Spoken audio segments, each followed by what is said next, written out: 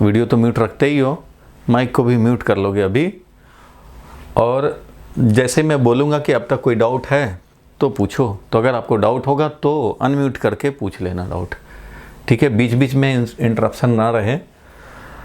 तो चलो स्टार्ट करते हैं हम लोग, ठीक है। फोर्स एनालिसिस करने हैं। आज का जो टॉपिक है, देखो कूलम्स लॉ हम लोग देख रहे थे, charge and electric field, first chapter चल रहा है।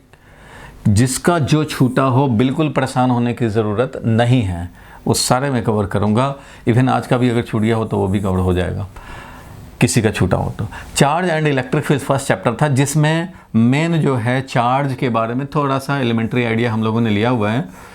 मेन तो है इलेक्ट्रिक फील्ड, लेकिन इसके बीच में है कूलम्स लॉ, वो भी बहुत बड़ा टॉपिक है। कूलम्स लॉ भी समझने हैं। तो कूलम्स लॉ में हम लोग जानते हैं भाई कि कूलम्स लॉ में हम लोग लिखते थे फोर्स बिटवीन टू चार्ज, हम लोग लिखते थे force between two charge. When Q1 and Q2 have separation R, then force is given by some medium dependent constant K dash Q1 Q2 upon R square। ऐसा हम लोग expression Coulomb's law में एक दूसरे पे जो फोर्स लगाता है उसका एक्सप्रेशन देते हैं। इसमें Q1 का साइन छोड़ देते हैं, Q2 का साइन छोड़ देते हैं, हमें सिर्फ मैग्नीट्यूड से मतलब है, सिर्फ मैग्नीट्यूड से मतलब है, ठीक है। अगर मान लो ये पॉजिटिव है और ये भी पॉजिटिव है तो ये रिपल्सिव फोर्स ये भी इसको रिपेल करेगा, ऐसा दिखाएंगे। और अगर एक पॉजिटिव है दूसरा निगेटिव है तो उस कंडीशन में हम लोग क्या दिखाएंगे भाई, तो इस कंडीशन में अट्रैक्टिव फोर्स है तो ये वाला इसको अट्रैक्ट करेगा, ये वाला इसको अट्रैक्ट करेगा, Q2 को अट्रैक्ट करेगा और Q2 Q1 को भी अट्रैक्ट करेगा। उतने ही फोर्स से, कितना फोर्स है भाई, तो इस फोर्स से, जहाँ Q1 का वैल्यू डालो Q2 का वैल्यू डालो अपॉन R स्क्वायर करो, तो वैल्यू ये निकालते हैं Coulomb's law, Coulomb's expression of the force. और डायरेक्शन के लिए हम लोग साइन कंसीडर करते हैं। लाइक चार्जेस हैं तो रिपेल करेंगे, अनलाइक चार्जेस हैं तो अट्रैक्टिव करता हुआ, दैट इज ये वाला इसको बुलाएगा और ये वाला इसको बुलाएगा, ये हम लोग समझते हैं। और इसमें ये जानते हैं हम लोग, इतना कम से कम जानना है आपको कि ये है मीडियम डिपेंडेंट कॉन्स्टेंट। भाई ये है मीडियम डिपेंडेंट कॉन्स्टेंट, क्योंकि मीडियम चेंज होता है तो इसका वैल्यू भी चेंज होता है, तो मीडियम डिपेंडेंट कांस्टेंट है ये, ठीक है। हर मीडियम के लिए अलग अलग है। कुछ मीडियम ना दिया जाए तो उस कंडीशन में हम लोग इसको समझेंगे कि एयर या वैक्यूम में है, एयर और वैक्यूम में है। और एयर और वैक्यूम में इसका वैल्यू होता है 1/4 पाई और एप्सिलॉन नॉट, एप्सिलॉन नॉट है परमिटिविटी ऑफ एयर, और ये टोटल वैल्यू होता है 9 × 10⁹ 9 × 10⁹ SI में वैल्यू होता है। इसका अलग टॉपिक था, 1 घंटे हम लोगों ने डिस्कस किए थे। इतना न्यूटन मीटर स्क्वायर पर कूलम स्क्वायर इसका यूनिट होगा SI में। तो ये सब हम लोग कूलम्स लॉ जानते हैं, लेकिन अब कूलम्स लॉ का हम लोग यूज़ करके आज का जो टॉपिक है वो है force analysis and equilibrium of A charge. ये पता हमें है कूलम्स लॉ से कि किसी भी चार्ज पे क्या क्या फोर्स लग सकता है, इलेक्ट्रिकल फोर्स क्या लगेगा। अभी हम लोग वो बाकी अदर फोर्सेस को नेग्लेक्ट करेंगे, दैट इज़ इसमें ग्रेविटेशनल फोर्स ऑफ अट्रैक्शन लगेगा, क्योंकि इसमें मास है, इसमें मास है तो ग्रेविटेशनल फोर्स ऑफ अट्रैक्शन भी लगेगा, वो लगेगा भाई, ठीक है। लेकिन उसको अभी नहीं कंसीडर करने हैं, जब तक बोला न जाए तब तक नहीं कंसीडर करने हैं। हम लोग इलेक्ट्रोस्टैटिक्स पढ़ रहे हैं, सिर्फ इलेक्ट्रिकल एस्पेक्ट ऑफ फोर्सेस को देख रहे हैं, मींस इलेक्ट्रिकल फोर्स को ही हम लोग डील कर रहे हैं, ठीक है भाई। तो कूलम्स लॉ सब लोग जानते हैं इतना कि एक दूसरे पे फोर्स बिल्कुल सिमिलर टू ग्रेविटेशनल फोर्स, जैसे दो मास में फोर्स लगता था G(m1n2) upon R², but difference ये था कि ये ऑलवेज अट्रैक्टिव होता है और ये अट्रैक्टिव के साथ साथ रिपल्सिव भी होता है, ठीक है भाई। इसको मैं हटा रहा हूँ। इसमें जो भी टॉपिक्स है छोटे छोटे कि कंपेयर करो, डिफरेंस निकालो या इसको वेक्टर फॉर्म में रिप्रेजेंट करो। अभी तो पता है आपको कम से कम कूलम्स लॉ जो है फोर्स बिटवीन टू चार्ज, ठीक है। साइन ऑफ चार्ज देख करके डायरेक्शन डिसाइड करते हैं और फोर्स का मैग्नीट्यूड होता है वो कितना होता है, तो Q1 value Q2 value upon R²। चलो इसको मैं हटा रहा हूँ भाई, और अब जो मेन आज का टॉपिक है उस पर हम लोग फोकस करें। तो इधर को हटा दिया और मेन जो टॉपिक है वो है force analysis and equilibrium of charge. तो देखो भाई, फोर्स एनालिसिस के लिए हम लोग डिस्कस करें तो यहाँ देखें हम लोग, मान लो कोई चार्ज है यहाँ पे Q0 और इधर चार्ज है Q1, इधर चार्ज हो सकता है Q2। हमें चाहिए मान लो net force on Q naught, ठीक है। मान लो हमें निकालना है find net force on Q naught, net force on Q naught. किसी को कभी कोई डाउट रह जाए तो उस समय अनम्यूट करके माइक को और डाउट पूछ लोगे, ठीक है। जब भी तुम्हें लगे, बीच में ही मान लो लगे, कभी ऐसा भी हो सकता है कि इधर मैं लिख रहा हूँ तुम्हें दिख ही ना रहा हो, तो ऐसा भी अगर होता है तो भी आप अनम्यूट करके बोल देना। मान लो ये है हमारा ये Q1 चार्ज और ये है Q2 चार्ज और ये है Q0 चार्ज, इस पे हम लोग नेट फोर्स निकालना चाहते हैं। Find net force on Q0। तो हमने पहले भी बताया था, फिर भी आज बता रहा हूँ, फाइंड नेट फोर्स, नेट मतलब रिजल्टेंट, फोर्स तो फोर्स ही है, ऑन Q0। ऑन का मतलब है भाई, ऑन मतलब जो इस पे लगेगा वही, इस पर लगने वाला फोर्स, ऑन मतलब पर, तो Q0 पर लगने वाला फोर्स, Q0 पर लगने वाला फोर्स। अच्छा, अगर नहीं दिख रहा होगा, Q0 पर लगने वाला force means net force exerted on Q0, ये चाहिए। तो ठीक है भाई, net force exerted on Q0 चाहिए, तो Q1 अगर पॉजिटिव है तो ये इसको रिपेल करेगा, तो हम लोग ये वाला फोर्स दिखाएंगे, ये है Q1 का फोर्स, क्योंकि ये इसको रिपेल करेगा। अब ये इसको रिपेल करेगा, वो यहाँ पे ऐसे फोर्स लगाएगा, उसकी ज़रूरत नहीं, हमें ये दिखाने की ज़रूरत नहीं, क्योंकि हमारा कंसिडर जो कर रहे हैं वो सिस्टम ये नहीं है। हमें नेट फोर्स ऑन Q0 निकालना है, तो Q0 पे लगने वाला फोर्स चाहिए, इसलिए इसको मैं हटा रहा हूँ, ये नहीं चाहिए हमें यही वाला चाहिए। तो ये वाला फोर्स, इसने इसको धक्का मारा, वो दिखाएंगे। इसने क्या किया, मान लो ये निगेटिव चार्ज था, तो इसने क्या किया भाई, तो इसने अट्रैक्ट किया अपनी तरफ, ये अट्रैक्ट किया, तो ये वाला फोर्स दिखाएंगे F2। और अगर इस पे नेट फोर्स निकालना है, क्वेश्चन कह रहा है कि नेट फोर्स निकालना है, तो भाई नेट फोर्स कैसे निकालेंगे, तो नेट फोर्स निकालने के लिए जिन दो फोर्सेस का यहाँ पे एप्लीकेशन हो रहा है, इन दोनों अप्लाइड फोर्स, जो एक Q1 ने अप्लाई किया, दूसरे Q2 ने अप्लाई किया, इन दोनों को वेक्टर सम करेंगे। और वेक्टर सम करने में आपको पता है भाई कि एंगल का ख्याल रखने पड़ते हैं, ये अगर थीटा एंगल है तो उसका भी ध्यान रखने पड़ेंगे। तो वेक्टर सम हम लोग कर सकते हैं भाई, F1 का वैल्यू प्लस F2 का value plus twice F1 F2, जैसे दो वेक्टर ऐड करते हैं बिल्कुल वैसे ही हमें ऐड कर देने हैं, तो उससे हमें क्या मिल जाएगा भाई, तो नेट फोर्स मिल जाएगा। ठीक है भाई, मिल जाएगा। कभी अगर ऐसा हो, चलो ये हम लोगों ने दोनों फोर्स का रिजल्टेंट निकाल दिए। कभी ऐसा हो कि एक और यहाँ चार्ज है, ये इसको अट्रैक्ट कर रहा है, कोई और यहाँ चार्ज है, ये इसको अट्रैक्ट कर रहा है, कोई और यहाँ पे चार्ज है, वो इसको रिपेल कर रहा है। इस तरह से मान लो 5 और 6 फोर्सेस लग रहे हैं, और जब नेट निकाला जाएगा तो ये सारे फोर्सेस को ऐड करने पड़ेंगे, F1 को, F2 को, F3 को, F4 को, F5 को, इस तरह से जितने भी 5 फोर्स हैं तो 5, 6 फोर्स हैं तो 6, इन सबको हमें ऐड करने पड़ेंगे, नेट निकालना है तो that is summation of Fi करने पड़ेंगे।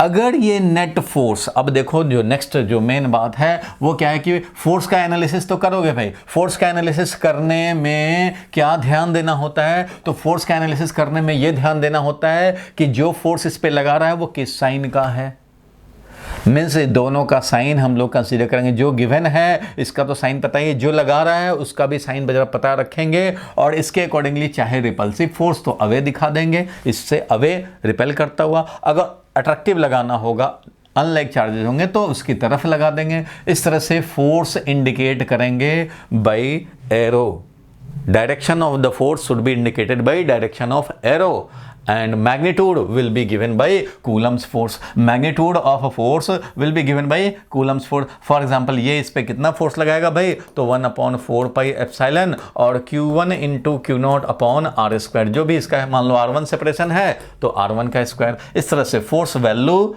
Coulomb's लॉ से, डायरेक्शन साइन देख करके, फोर्स किस पे लगाना है, जिस पे नेट फोर्स निकालना चाहते हैं उस पे लगाना है।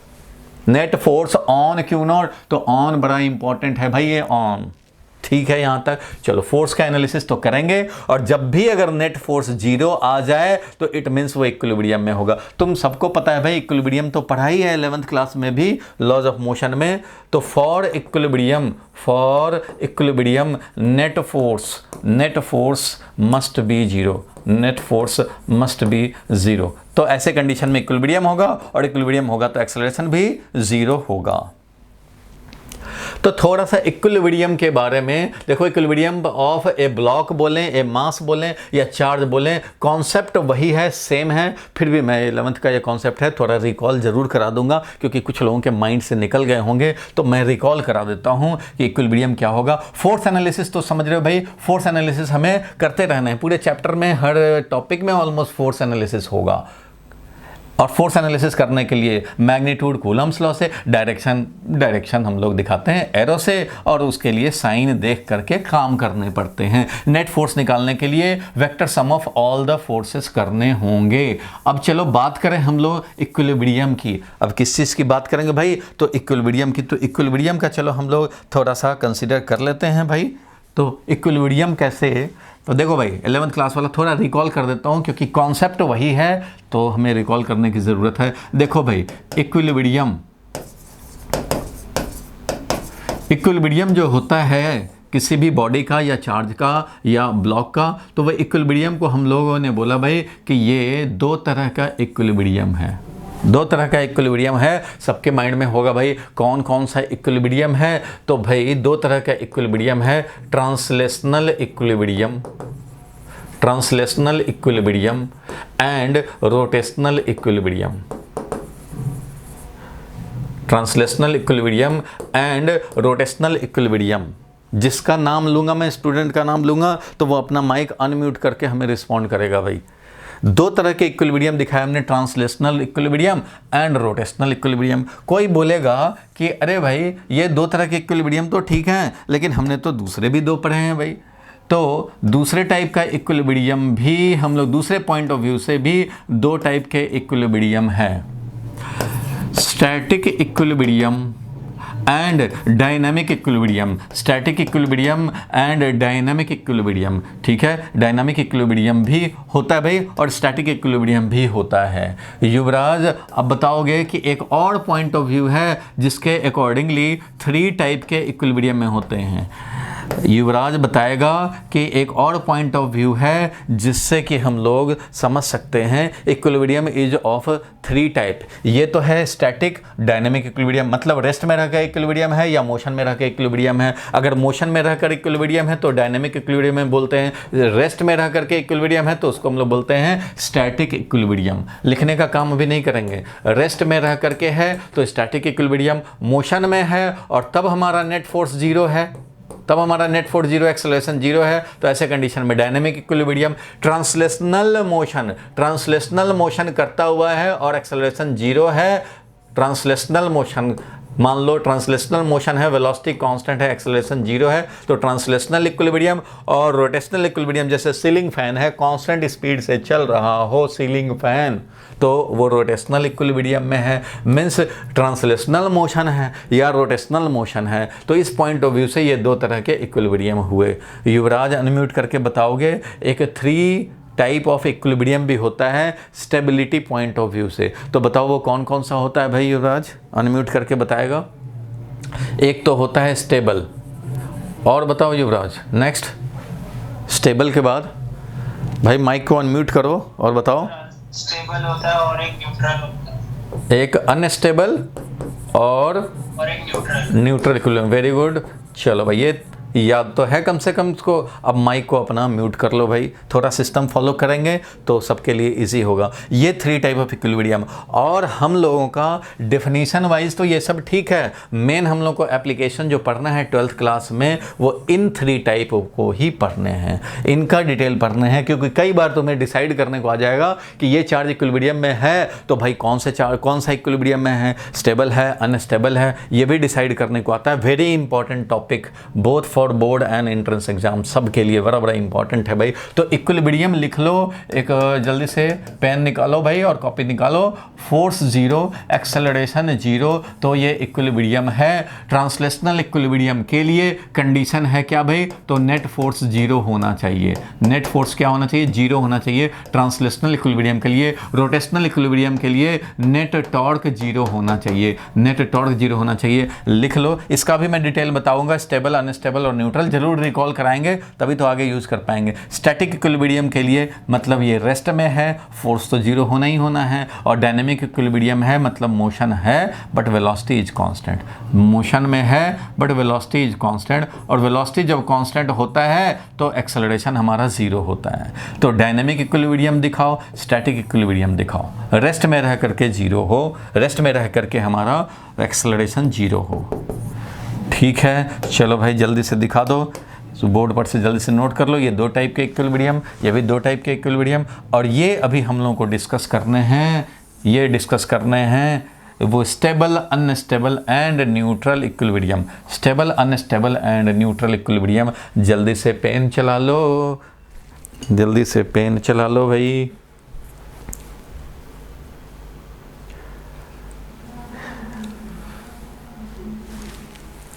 इसका मैं चलो स्क्रीनशॉट या वीडियो तो डालना पड़ेगा। देखो, जो भी मैं क्लास लेता हूँ उसका मोबाइल से मैं जूम पे डाल रहा हूँ, तो साइड में एक हमने कैमरा और लगा रखा है जो कि इसका प्रॉपर रिकॉर्डिंग कर रहा होता है।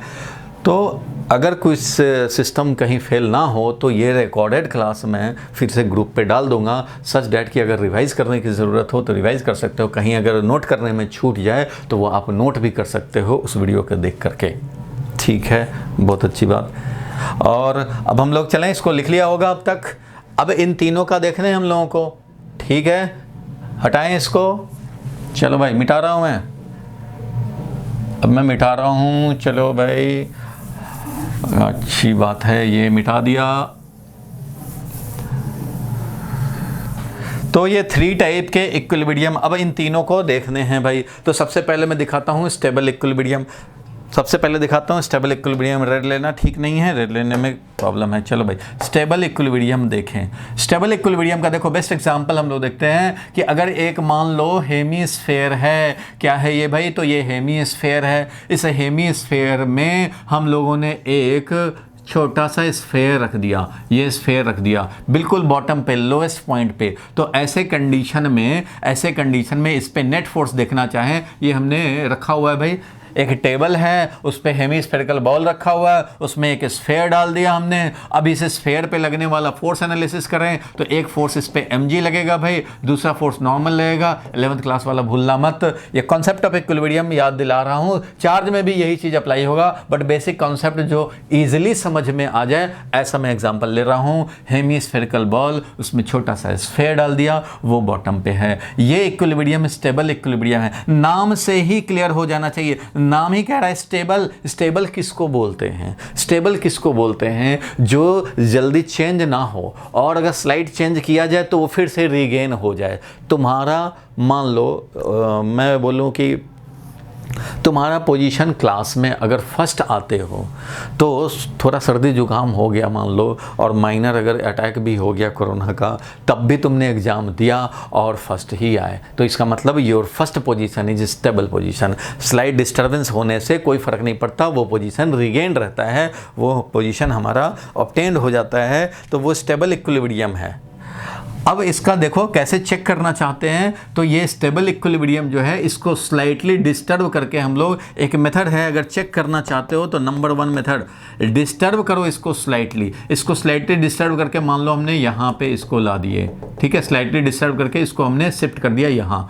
अब इसके बाद रिलीज करो, स्लाइटली डिस्टर्ब करके रिलीज करने पे अगर ये वापस अभी यहाँ पे रिलीज कर देंगे तो क्या होगा, ये ऐसे ऐसे ऑसिलेट करेगा थोड़े टाइम तक, और फिर ये ऐसे ऐसे ऑसिलेट करते करते फाइनली फिर ये यहीं पे इक्विलिब्रियम में आ जाएगा, क्योंकि फ्रिक्शन के चलते धीरे धीरे एनर्जी लॉस होगा और फाइनली ये यहीं पे सेटल करेगा।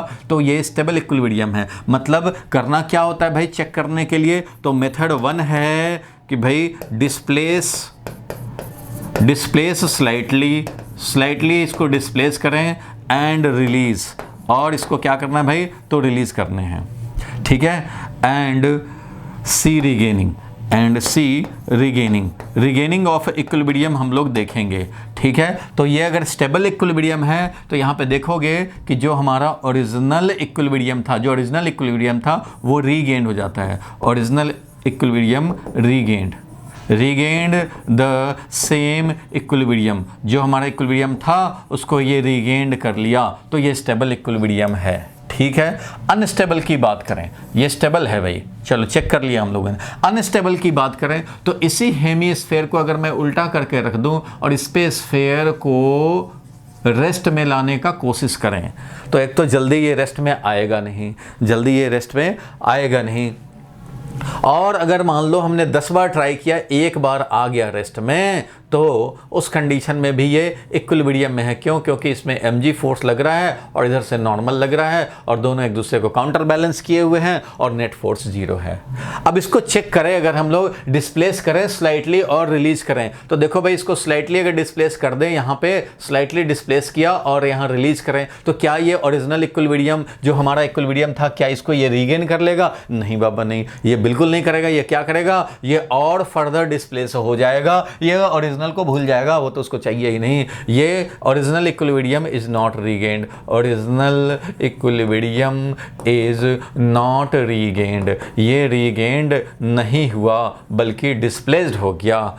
ठीक है, इट मूव्ड अवे, जो तो इक्विलिब्रियम था वो हमारा अवे मूव कर गया, ओरिजिनल से और अवे मूव कर गया, तो इसको बोलते हैं अनस्टेबल इक्विलिब्रियम। क्या बोलते हैं इसको? Unstable equilibrium. क्योंकि ये गलती से समझो यहाँ पे स्टेबल, यहाँ पे गलती से ये इक्विलिब्रियम में आ गया है और इक्विलिब्रियम में है तो सही, लेकिन थोड़ा भी डिस्टर्बेंस ये सस्टेन नहीं कर पाएगा और अपने इक्विलिब्रियम को परमानेंटली छोड़ देगा, तो ये अनस्टेबल इक्विलिब्रियम है। सिमिलरली अब हम लोग बात करें किसकी? तो न्यूट्रल इक्विलिब्रियम की बात करें भाई। ये वाला कौन सा इक्विलिब्रियम था? तो ये वाला था स्टेबल इक्विलिब्रियम। ये वाला क्या था भाई? तो ये वाला था अनस्टेबल इक्विलिब्रियम, ये वाला था अनस्टेबल इक्विलिब्रियम। अब हम लोग बात करें न्यूट्रल इक्विलिब्रियम की, तो मैं एग्जांपल बता रहा हूं। मान लो ये टेबल टॉप है, टेबल टॉप है भाई, टेबल का जो टॉप होता है बिल्कुल हॉरिजॉन्टल, तो वो हॉरिजॉन्टल टॉप है। ठीक है, हॉरिजॉन्टल है। इसमें हमने एक वही स्फेयर हम लोगों ने ऐसे रख दिया, तो ये क्या है? इक्विलिब्रियम में है कि नहीं भाई?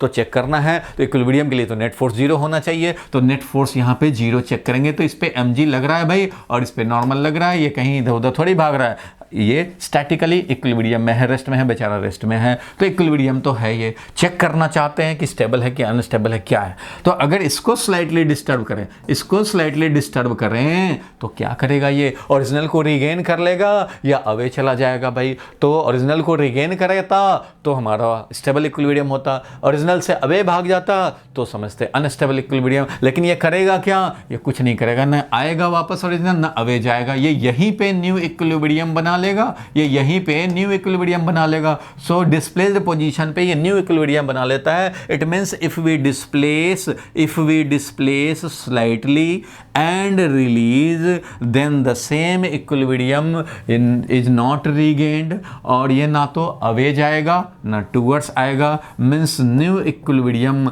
Is formed, new equilibrium is formed, new equilibrium बन गया at the displaced position, at the displaced position. तो डिस्प्लेस्ड पोजीशन पे ही ये न्यू इक्विलिब्रियम बना लेगा, ओरिजिनल को रिगेन या उससे अवे जाने का टेंडेंसी नहीं है। ठीक है, ना तो ये अवे जाना चाहता है, ना ही ओरिजिनल को रिगेन करना चाहता है, तो न्यू इक्विलिब्रियम फॉर्म्ड हो गया। यहाँ तक क्लियर है भाई?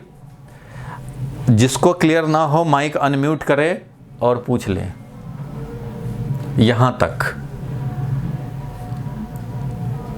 अपना माइक जो है वो अनम्यूट करो। रिया अपना माइक को अनम्यूट करो और बताओ मुझे ये क्लियर हुआ कि नहीं हुआ? जल्दी बताओ भाई, क्लियर है? हो गया क्लियर। चिराग क्लियर है ना? चलो इसको नोट भी करो, जल्दी से नोट करो। ये मेथड 1 था आइडेंटिफाई करने के लिए, भी मेथड 2 भी बताऊंगा। तुम इस तरह से इक्विलिब्रियम लिखो, एक टॉपिक, एक इक्विलिब्रियम लिखेंगे टॉपिक, और उसमें 3 टाइप दिखाएंगे। चलो सारे लोग जो हैं वो अपना अपना कॉपी में लिखेंगे इक्विलिब्रियम लिखेंगे और इसके 3 टाइप दिखाओगे। ऐसे 3 टाइप दिखाओ भाई। न्यूट्रल इक्विलिब्रियम है, इधर अनस्टेबल इक्विलिब्रियम है, और ये स्टेबल इक्विलिब्रियम है। जल्दी से डायग्राम भी बना लो ताकि ये माइंड में सेट रहे। कुछ लोग 11th में पढ़े थे, उनको याद है। मेथड 1 मैंने बताया है अभी तक, और अब मेथड 2 बताऊंगा, हाउ टू आइडेंटिफाई। ये तो भाई डिस्प्लेस करके देखने पड़ रहे हैं ना हमें, ये हमें डिस्प्लेस करके देखने पड़ रहे हैं। एक और कॉन्सेप्ट है और ये भी बहुत यूज़फुल है इक्विलिब्रियम डिसाइड करने के लिए। To decide type of equilibrium, जिससे पूछा जाए वो अनम्यूट करके बता दे। न्यूटन का लास्ट क्वेश्चन। हाँ ठीक है। New equilibrium is formed at the displaced position, मतलब ओरिजिनल को ना तो रिगेन करने का टेंडेंसी है, ना ही उससे अवे जाने का टेंडेंसी है। इसमें अवे जाता है, मूव्स अवे, ये अवे भागने लगता है, इक्विलिब्रियम से अवे जाता है। यहाँ सेम इक्विलिब्रियम रीगेन्ड हो जाता है, इसलिए ये इक्विलिब्रियम स्टेबल होता है। स्टेबल तो वैसे भी उसी को बोलते हैं जो कि स्लाइड डिस्टर्ब होने पे भी वापस रीगेन हो जाए, वापस वही इक्विलिब्रियम रीगेन्ड हो जाए।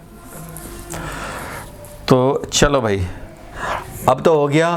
अब जरा हम लोग आगे का डिस्कस करते हैं। तो देखो भाई, एक और कॉन्सेप्ट है, वो है पोटेंशियल एनर्जी का कॉन्सेप्ट। ध्यान देना, एक और कॉन्सेप्ट है पोटेंशियल एनर्जी का कॉन्सेप्ट।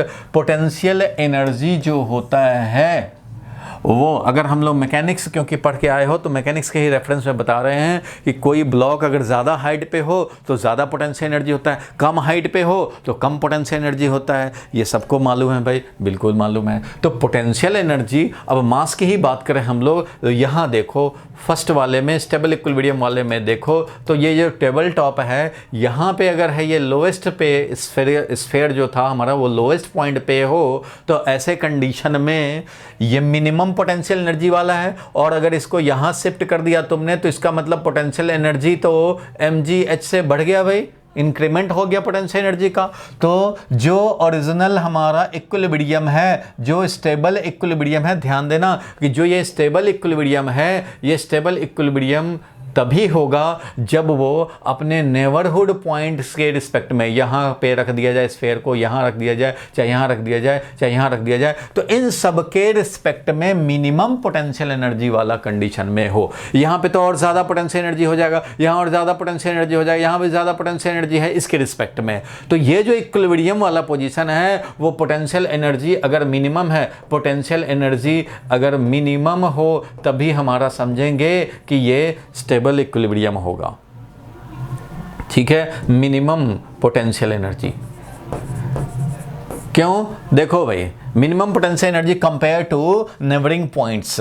कहीं भी अगर मान लो हम लोग यहाँ रिलीज करते हैं, ध्यान देना, नेचर का एक फैक्ट है। क्या फैक्ट है भाई? कि कभी भी कोई बॉडी को रिलीज कर दें, मान लो पेन है, इसको रिलीज कर दें, तो ये किधर जाएगा? सीलिंग पे तो नहीं चला जाएगा अपने आप। अपने आप किधर जाएगा भाई? तो फ्लोर की तरफ डाउनवर्ड जाएगा, डाउनवर्ड मोशन होगा। तो अगर मान लो कोई बॉडी हम लोग रिलीज करते हैं, डाउनवर्ड मोशन होता है, तो ये फैक्ट है नेचर का कि एनी नेचुरल मोशन, अपने आप जो मोशन हो रहा है, इसको रिलीज करने के बाद ये अपने आप मोशन कर रहा है, तो जो भी अपने आप मोशन होता है वो always towards decreasing the energy होता है, ऑलवेज वो एनर्जी को डिक्रीज कराता है। पोटेंशियल एनर्जी हमेशा डिक्रीज कराएगा, ऊपर नहीं जाएगा, क्योंकि ऊपर पोटेंशियल एनर्जी ज़्यादा है। तो कम पोटेंशियल एनर्जी वाले से ज़्यादा पे अपने आप नहीं जाता, उसके लिए पंप चाहिए होता है। वाटर लोअर हाइट से हायर हाइट पे ले जाना हो, पंप चाहिए, लेकिन हायर हाइट से लोअर हाइट पे ले जाना हो, कोई पंप नहीं चाहिए, रास्ता दो, अपने आप जाएगा। Natural flow is always from high potential energy towards lower potential energy. तो यहाँ पर जैसे ही तुम छोड़ोगे ना, तो ये रिलीज करते ही ये ढूंढेगा कि अच्छा रिलीज किया गया मुझे, अब मैं इधर उधर जा सकता हूँ, तो किधर जाऊँगा? तो यही देखेगा कि किधर हमारा पोटेंशियल एनर्जी कम होगा, वो देखेगा इधर, इधर तो ज़्यादा पोटेंशियल एनर्जी, इधर कम है तो उधर ही चल पड़ेगा, यहाँ से यहाँ ऐसे आएगा। लेकिन यहाँ आने के बाद भी इसका काइनेटिक एनर्जी के चलते, जो एनर्जी यहाँ काइनेटिक एनर्जी में जो आएगा उसके चलते ये वेलोसिटी से थोड़ा आगे बढ़ेगा, फिर यहाँ रेस्ट में जब आएगा तो फिर लोअर की तरफ जाएगा, ऐसे ऐसे करता रहेगा, लोवेस्ट पोटेंशियल एनर्जी वाले कंडीशन में आ जाएगा।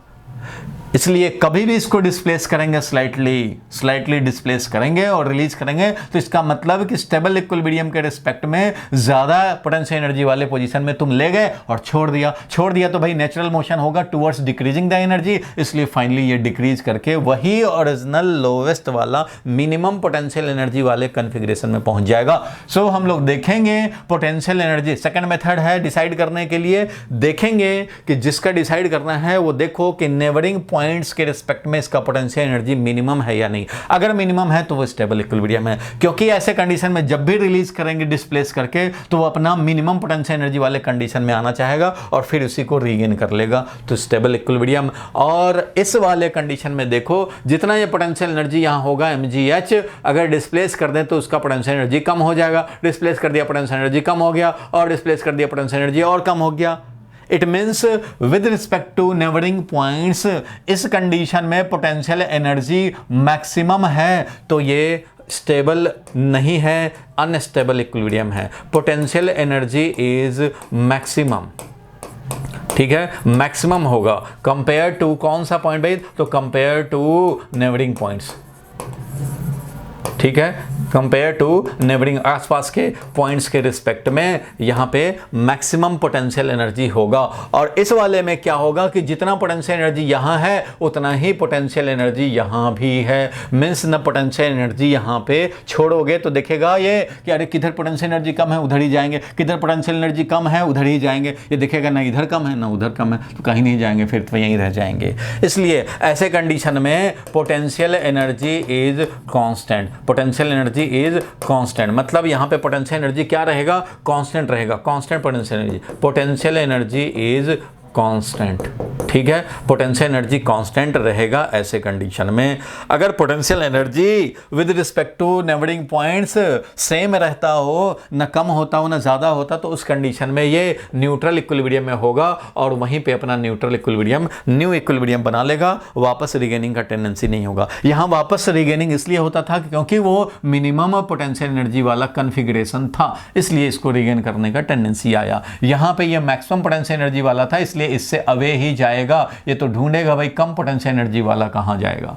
यहां पे अगर मान लो ये ऐसे चल करके और इसको ऐसे मिल गया होता, सरफेस ऐसा होता और यहाँ से डिस्प्लेस किया तो ये ऐसे तो भागेगा यहाँ पे, लेकिन यहाँ आकर के फिर से ये वाला इक्विलिब्रियम जो होगा वो स्टेबल होगा। इस वाले पे जब आ जाएगा तो फिर से ये क्या बन जाएगा, स्टेबल इक्विलिब्रियम बन जाएगा। क्यों स्टेबल इक्विलिब्रियम बन जाएगा भाई, क्योंकि इसके नेबरिंग पॉइंट्स के रिस्पेक्ट में यहाँ पे मिनिमम पोटेंशियल एनर्जी है, इसलिए यहीं पे रहना चाहेगा। ये वाला लोकल पॉइंट्स के रिस्पेक्ट में मैक्सिमम पोटेंशियल एनर्जी है, इसलिए यहाँ नहीं रुकेगा, ये अनस्टेबल है, ये अनस्टेबल है, लेकिन ये वाला क्या हो जाएगा, स्टेबल है। तो इसकी बात कर रहे हैं तो अनस्टेबल है, इसकी बात करेंगे तो स्टेबल है। इसलिए बोला जा रहा है कि नेबरिंग पॉइंट्स के रिस्पेक्ट में, ये नहीं कि इसको डिस्प्लेस करके यहां ले आए और तब देख रहे हैं कि रिगेनिंग हो रहा है कि नहीं, ऐसे नहीं करने हैं। लोकल पॉइंट्स, नेबरिंग पॉइंट्स, तो नेबरहुड में जो पॉइंट्स हैं उनमें हम लोग देखेंगे कि उसके रिस्पेक्ट में यहाँ पोटेंशियल एनर्जी मैक्सिमम है कि मिनिमम, मैक्सिमम है तो अनस्टेबल इक्विलिब्रियम है, ठीक है भाई। तो यहाँ पे लिखेंगे सी, मेथड 2 है see the value of potential energy, ठीक है, लिख लो अब, compare to neighbouring points, nearby points ऐसा लिख देता हूँ, compare to nearby points, nearby points के रिस्पेक्ट में हमारा कैसा है पोटेंशियल एनर्जी का वैल्यू, मिनिमम हुआ तो स्टेबल, मैक्सिमम हुआ तो अनस्टेबल, कांस्टेंट रहा तो न्यूट्रल इक्विलिब्रियम। चलो ये जल्दी से लिख लो भाई, फटाफट लिख लो, जल्दी लिख लिया जाए, लिख लिया जाए भाई। तनिष्का समझ में आया, अनम्यूट करके बताओ, तनिष्का समझ में आया? Yes sir. चलो अब जल्दी से फटाफट सारे लोग लिख लेंगे भाई, सबके नाम याद नहीं है इसलिए जिसका माइंड में आता है नाम बोल देता हूँ, फिर भी किसी को कहीं डाउट रह गया हो तो अनम्यूट करके ज़रूर बोल देगा। इसको नोट कर लो, फिर हम लोग थोड़ा न्यूमेरिकल पार्ट पे चलेंगे। तो 3 टाइप के इक्विलिब्रियम डिसाइड करना हो तो 2 मेथड, जो इजीली आप कर पाओ उसके हिसाब से डिसाइड कर लेंगे। चलो ठीक है भाई।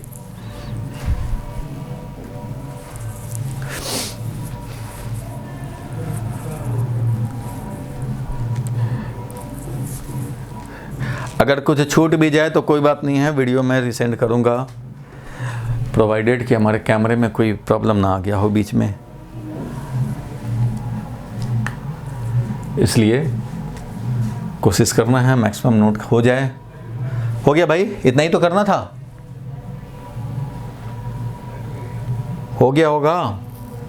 यस सर, हो गया सर। चलो हो गया, तो माइक को फिर से अनम्यूट कर लिया जाए और हम लोग अब शुरू करते हैं। म्यूट कर लो सारे लोग माइक, और अब हम लोग थोड़ा न्यूमेरिकल पार्ट पे भी चलते हैं।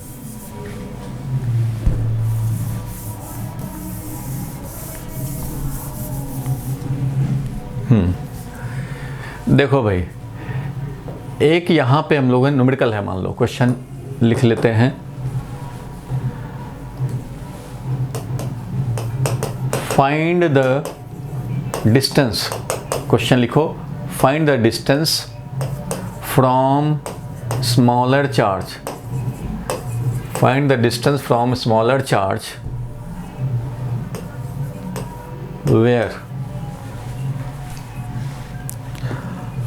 where we get an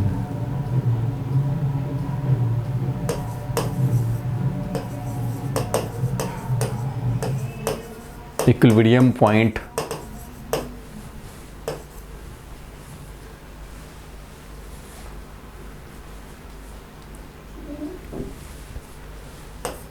for any placed charge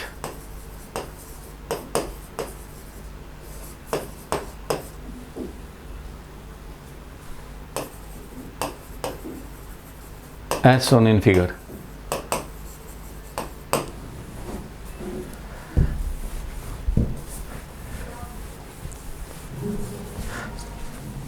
चलो भाई, इसको ट्राई किया जाए। क्वेश्चन समझ गए? अब डायग्राम ये है, ये वाला मान लो है हमारा क्यू चार्ज, और इधर है हमारा ये है, ये भी पॉइंट चार्ज है, लेकिन ये 4Q चार्ज। तो एक Q चार्ज है, दूसरा 4Q चार्ज है, और इस हिसाब से अब हमें काम करने हैं। हमें चाहिए distance from the smaller charge where we get a equilibrium point. Find the distance from the smaller charge where we get an equilibrium point for any placed charge। मतलब ऐसा मान लो, इस पॉइंट पे मान लो ये पॉइंट है जहाँ पे हम लोग कोई चार्ज एडिशनल रखें, मान लो Q0 ही रखें, तो उसको इक्विलिब्रियम मिले, तो उसका सेपरेशन चाहिए, ये x चाहिए, इसी x का वैल्यू निकालना है। Distance from the smaller charge where an equilibrium point exist, where an equilibrium point exist. ये 4Q वाला चार्ज है और ये हमारा Q वाला चार्ज है। तो Q charge, 4Q charge, separation है इसमें सपोज करो D, सेपरेशन दिया हुआ है डायग्राम में, वो है D। Centre to centre separation ही हम लोग काउंट करते हैं, सेंटर टू सेंटर। तो we need the value of x, ठीक है, we need the value of x। x का वैल्यू चाहिए भाई हमें। क्लियर है यहाँ तक? जल्दी से ट्राई कर लो, 1 मिनट के लिए फटाफट ट्राई कर लो। हमें x का वैल्यू चाहिए जहाँ पे न्यूट्रल पॉइंट एग्जिस्ट कर रहा हो, जहाँ न्यूट्रल पॉइंट एग्जिस्ट कर रहा हो वहाँ Q था, यहाँ पे 4Q चार्ज है। चलो जल्दी से निकाल लो भाई, जल्दी से निकाल लो। चलो ठीक है, कर लिए ट्राई तो कर लिए होगे। अब देखो कैसे निकालेंगे, एक तो क्वेश्चन करके दिखाता हूँ, उसके बाद आप और भी क्वेश्चन दूंगा, आप करोगे। Q चार्ज है, इधर 4Q चार्ज है, और किसी का अगर मान लो जूम अगर डिस्कनेक्ट हो जाए तो आप उसी लिंक से, सेम लिंक को क्लिक करके रीज्वाइन कर लेंगे। वैसे मैंने जूम परचेज कर लिया है, तो आज ब्रेक होना नहीं चाहिए, आज पूरा क्लास एक साथ चलना चाहिए। लेकिन मुझे एक्सपीरियंस कम है, अब पता नहीं मेरे मोबाइल पे सेटिंग हुआ बना कि नहीं बना, तो इसलिए हो सकता है कहीं डिस्कनेक्ट हो जाए, तो सेम लिंक से रीज्वाइन कर लेंगे। वैसे कटना नहीं चाहिए आज। सॉल्व किए, कुछ आया आंसर? जिसका आया हो अनम्यूट करके बताए। 4Q/9 आएगा। 4Q/9 नहीं भाई, D के टर्म में आएगा। हमें डिस्टेंस x चाहिए, D के टर्म में आएगा, Q के टर्म में नहीं आएगा, D के टर्म में आएगा। D के टर्म में आएगा, हमें चाहिए इक्विलिब्रियम पॉइंट। चलो कोई बात नहीं है, अभी फर्स्ट क्वेश्चन है इस टाइप का, इसलिए मुझे बताने दो, ठीक है। अब मैं इसको क्लियर करता हूँ। देखो भाई, यहाँ पे इक्विलिब्रियम पॉइंट, कहाँ इक्विलिब्रियम पॉइंट एग्जिस्ट कर रहा है वही तो हमें निकालना है। तो let the point be at distance x, let the equilibrium point is P, ठीक है, P है। तो ऐसा हम लोगों को लिखना चाहिए जब बोर्ड ओरिएंटेड काम कर रहे हो, तो बोर्ड ओरिएंटेड वाले आंसर में हमें ये लिखना चाहिए, let P is the point at distance x as shown in figure. तो देखो भाई, इसको यहाँ पे जब भी चार्ज रखें उसको इक्विलिब्रियम होना चाहिए, हमें इक्विलिब्रियम पॉइंट ही निकालने हैं। तो इस चार्ज पे इक्विलिब्रियम कब होगा? ये Q चार्ज है, ये इसको रिपेल करेगा ऐसे, force due to Q charge. अब सारे लोग सॉल्व करना बंद कर दें, पेन जिसके चल रहे हैं वो रोक लें, और अब यहाँ पे जरा खोपड़ी पे जोड़ दें। ये 4Q चार्ज है, ये भी इसको पॉजिटिव है, ये भी पॉजिटिव, तो भाई ये रिपेल करेगा, तो ये भी इधर से फोर्स लगाएगा। मान लो ये F4Q लिख रहा हूँ मैं, F4Q लिख रहा हूँ, इधर हमारा FQ है। अब इन दोनों का वैल्यू भी चलो लिख लेते हैं भाई। तो चलो ये वाला वैल्यू कितना लगाएगा? अब यही दो फोर्स हैं, एक इसको राइटवर्ड रिपेल कर रहा है, ये इसको लेफ्टवर्ड रिपेल कर रहा है। अगर ये दोनों सेम वैल्यू के हो जाएं तो नेट फोर्स 0 हो जाएगा, और नेट फोर्स 0 हुआ तो इक्विलिब्रियम, नेट फोर्स 0 हुआ तो इसका मतलब इक्विलिब्रियम। तो हमें ऐसा पॉइंट ढूंढना है, तुम खुद सोचो कि अगर ये यहाँ पे कोई पॉइंट ले लें यहाँ पे, तो ये इसको यहाँ पे जो टेस्ट चार्ज रखें, अगर यहाँ पे कोई भी चार्ज रखें हम लोग, तो ये इसको इतना ज़्यादा पुश करेगा क्योंकि चार्ज है और सेपरेशन, चार्ज ज़्यादा है सेपरेशन कम है, ये इसको इतना ज़्यादा फोर्स लगाएगा कि ये बेचारा इतना दूर से तो छोटा फोर्स लगाएगा तो काउंटर बैलेंस नहीं कर पाएगा। इसलिए यहाँ वाले चार्ज पे ज़रूर फोर्स लगेगा इसका, क्योंकि देखो भाई फोर्स जो होगा वो होगा Q0। इस पे फोर्स लिखना है तो क्या लिखेंगे भाई? तो Q0 इंटू ये, अगर 4Q है तो 4Q डिवाइडेड बाई इसका सेपरेशन, इसका जो भी सेपरेशन होगा। तो तुम खुद सोचो कि ये वाला चार्ज भी बड़ा है और ये सेपरेशन भी कम है, इस वाले पॉइंट के लिए कंसीडर करें तो सेपरेशन भी कम है, तो ये फोर्स तो बहुत बड़ा होगा। इसके नियर बाई आओगे तो ये ज़्यादा धक्का मारेगा, ज़्यादा फोर्स लगाएगा, ये बेचारा कम फोर्स लगाएगा, तो काउंटर बैलेंस तो नहीं होगा। जब दो फोर्स लग रहे हों तो दोनों जब तक इक्वल एंड अपोजिट ना हो तब तक नेट फोर्स 0 होने का चांस नहीं होगा। दो फोर्स से नेट फोर्स 0 तभी होगा जब हमारा F1 is equal to minus F2 होगा। इट मीन्स दोनों फोर्स क्या हो जाएंगे? इक्वल एंड अपोजिट होंगे, तभी इक्विलिब्रियम में आने का चांस है। इसलिए इसका फोर्स और इसका फोर्स दोनों इक्वल होना चाहिए और अपोजिट होना चाहिए, तभी हमारा इक्विलिब्रियम पॉइंट मिलने का चांस बनेगा। ठीक है, इसलिए इधर तो हम लोग ये वाला नहीं कंसीडर करें। अभी के लिए फ़िलहाल के लिए हम लोग क्या कंसीडर करें भाई? तो फ़िलहाल के लिए हम लोगों ने एक पॉइंट P सपोज किया कि अच्छा भाई पॉइंट P है जहाँ पे हम लोग सोचें कि भाई वहाँ पे इक्विलिब्रियम एग्जिस्ट कर रहा है, तो इसी x का वैल्यू चाहिए हमें। We need the value of x। ठीक है भाई, तो अब हम लोग काम करें भाई, इसके हिसाब से हम निकालें। तो for net force on Q0 to be 0, अगर ये 0 होना है इसका मतलब कि F जो Q वाले का था वो और प्लस F जो 4Q वाले का था वो, ये दोनों मिला करके क्या होना चाहिए भाई? 0 होना चाहिए। इक्विलिब्रियम के लिए तो यही कंडीशन चाहिए भाई, नेट फोर्स मस्ट बी 0, और यही तो नेट फोर्स है, तो ये नेट फोर्स 0 होना चाहिए। ठीक है भाई रोशन, यहाँ तक ठीक है? नेट फोर्स 0, रोशन ठीक है ना यहाँ तक? हाँ, तो अब जरा देखो कि इसका मतलब यह है कि दोनों force due to Q and force due to 4Q should be equal and opposite. अगर हमें P पॉइंट पे इक्विलिब्रियम लेना है तो ये Q के चलते फोर्स और 4Q का फोर्स दोनों इक्वल एंड अपोजिट होना चाहिए। ठीक है भाई, ये कंडीशन तो है। अब जरा देखो कि ये वाला फोर्स राइटवर्ड लगा रहा है, ये वाला रिपल्सिव फोर्स लेफ्टवर्ड लगा रहा है, तो अपोजिट तो है ही। देखो भाई, इक्विलिब्रियम होने के लिए तो दोनों फोर्स इक्वल एंड अपोजिट होना चाहिए, तो अपोजिट तो दिख रहा है, अपोजिट, ठीक है, अपोजिट फोर्स, अपोजिट डायरेक्शन जो है, opposite direction is confirmed. Opposite direction तो भाई कंफर्म्ड है ही, इसके बारे में तो सोचने की जरूरत नहीं है। तो मैं बस ये देखना है कि दोनों का वैल्यू सेम हो जाए। क्या देखना है हमें भाई? तो वैल्यू सेम हो जाए, दोनों का वैल्यू बस सेम हो जाए, ऐसा x का वैल्यू चाहिए। अगर इधर x यहाँ पे बिल्कुल छोटा x होगा तो इसी का ज़्यादा फोर्स लग जाएगा, क्योंकि इससे तो बहुत ज़्यादा सेपरेशन है।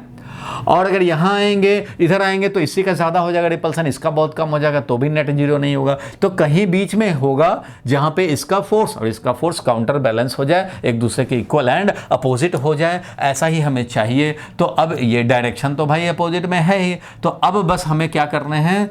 निकालने हैं x का वैल्यू सच दैट कि हमारा फोर्स ज़ीरो हो जाए नेट।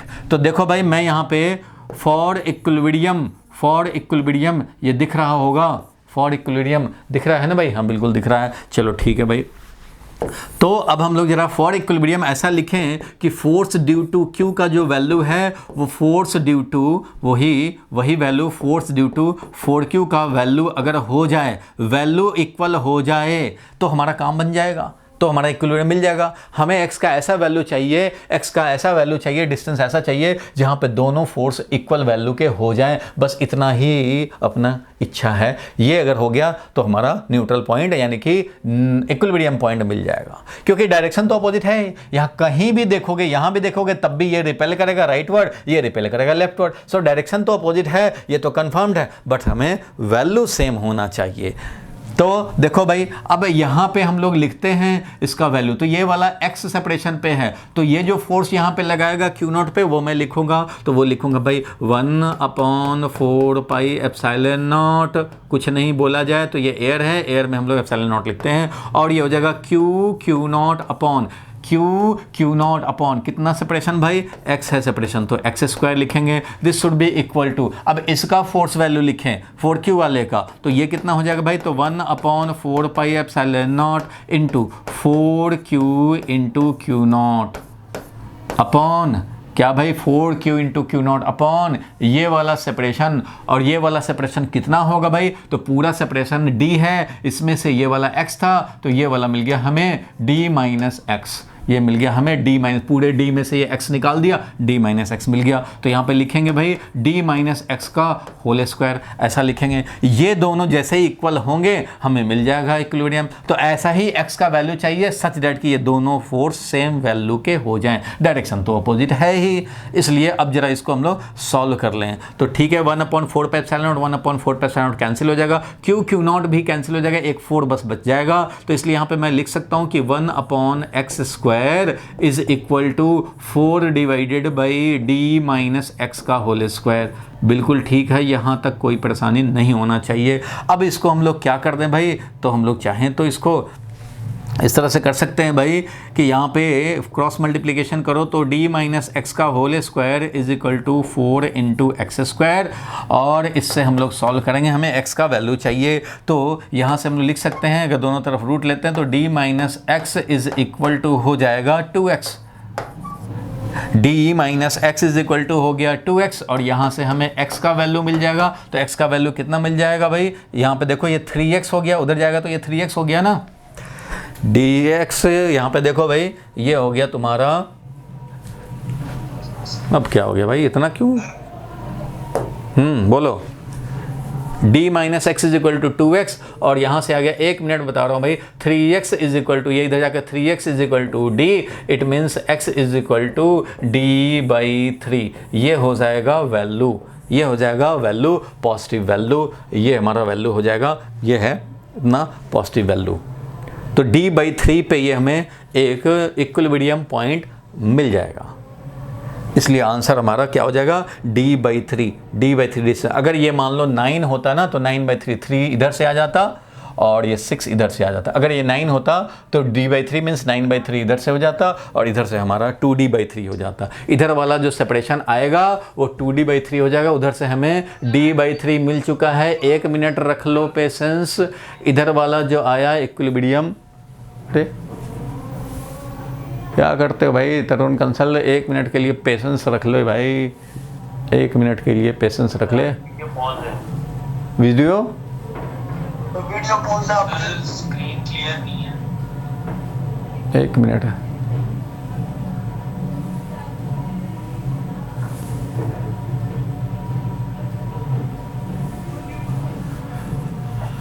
अब क्लियर है? बोलो, अब क्लियर है भाई?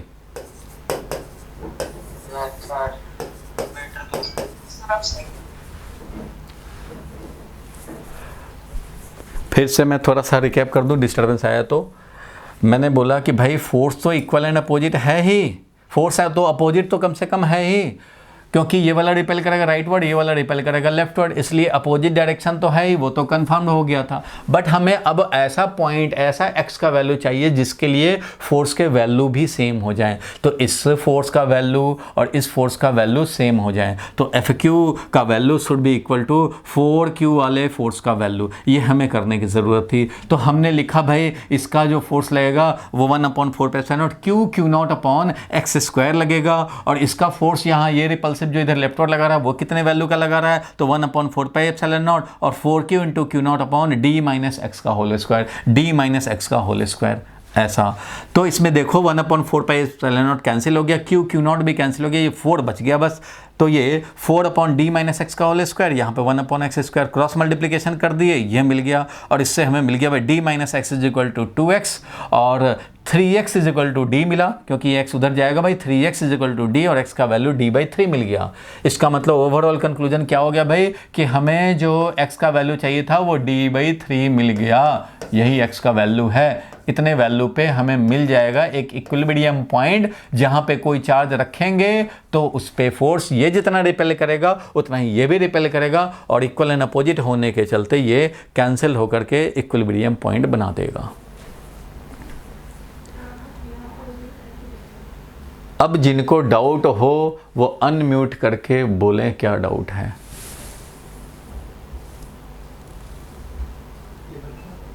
रिया क्लियर हुआ है? Yes, sir.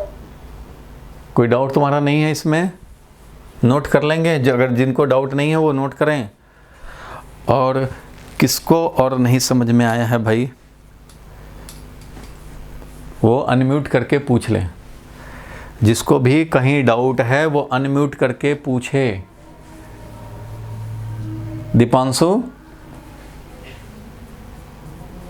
दीपांशु था ना कोई इसमें? क्लियर हुआ यहाँ तक? यस सर, यस सर, पूरा कि आधा? यस सर, पूरा हुआ क्लियर या आधा? सर पूरा हुआ। पूरा हुआ। देख लो भाई, पहले भी बताया था कभी कि 10% जो नहीं समझ में आता है उसी पे जोर जो देगा वो आगे चल के घोड़ा बनेगा, और जो 10% जो नहीं समझ में आया उसको नेग्लेक्ट करता चलेगा तो वो गधा बन जाएगा धीरे धीरे। इसलिए आपको किसी भी पॉइंट पे कॉम्प्रोमाइज नहीं करने हैं, पूरा समझने हैं। सर मुझे प्रॉब्लम है। हाँ बोलो। सही दांत पर कौन सा? बोलो। सर d - x = 2x से d - x = 2x, तो भाई ये जब है d - x = 2x, तो अब x को हमें कैलकुलेट करना है तो x को इधर लाएंगे ना, तो 3x बनेगा ना, 3x = d हो जाएगा। तो 3x = d हो गया और x का वैल्यू d/3 हो गया। बोलो। Yes sir. सर हम +-2x नहीं लेंगे? +-2x आएगा, मैथमेटिक्स वाले करते हैं, लेकिन हमें पता है ना कि पॉजिटिव वैल्यू ही लेने हैं, हमें नेगेटिव वैल्यू नहीं चाहिए, क्योंकि हमें पता है कि बीच में ही होगा। ये x जो लिए हैं वो पॉजिटिव इधर ही होगा, इधर नहीं हो सकता। x का वैल्यू नेगेटिव आना मतलब उधर, तो इधर हमारा न्यूट्रल पॉइंट नहीं बनेगा। देखो भाई सारे लोग, ये x का वैल्यू नेगेटिव हम लोगों को लेने की ज़रूरत नहीं है। यहाँ पे देखो इधर हमें नहीं बनेगा, क्योंकि इधर ये भी रिपेल करेगा और ये भी रिपेल करेगा, दोनों रिपेल करेंगे। खुद सोच लो, अगर इस पॉइंट पे देखें, अगर मान लो हम लोग लाइन ज्वाइनिंग पे देख रहे हैं भाई, यहाँ पे पहले नोट कर लो, यहाँ तक मैं इस पॉइंट को क्लियर कर देता हूँ, और नोट तो कर लो जल्दी से। इस तरह से आप सॉल्व कर सकते हैं।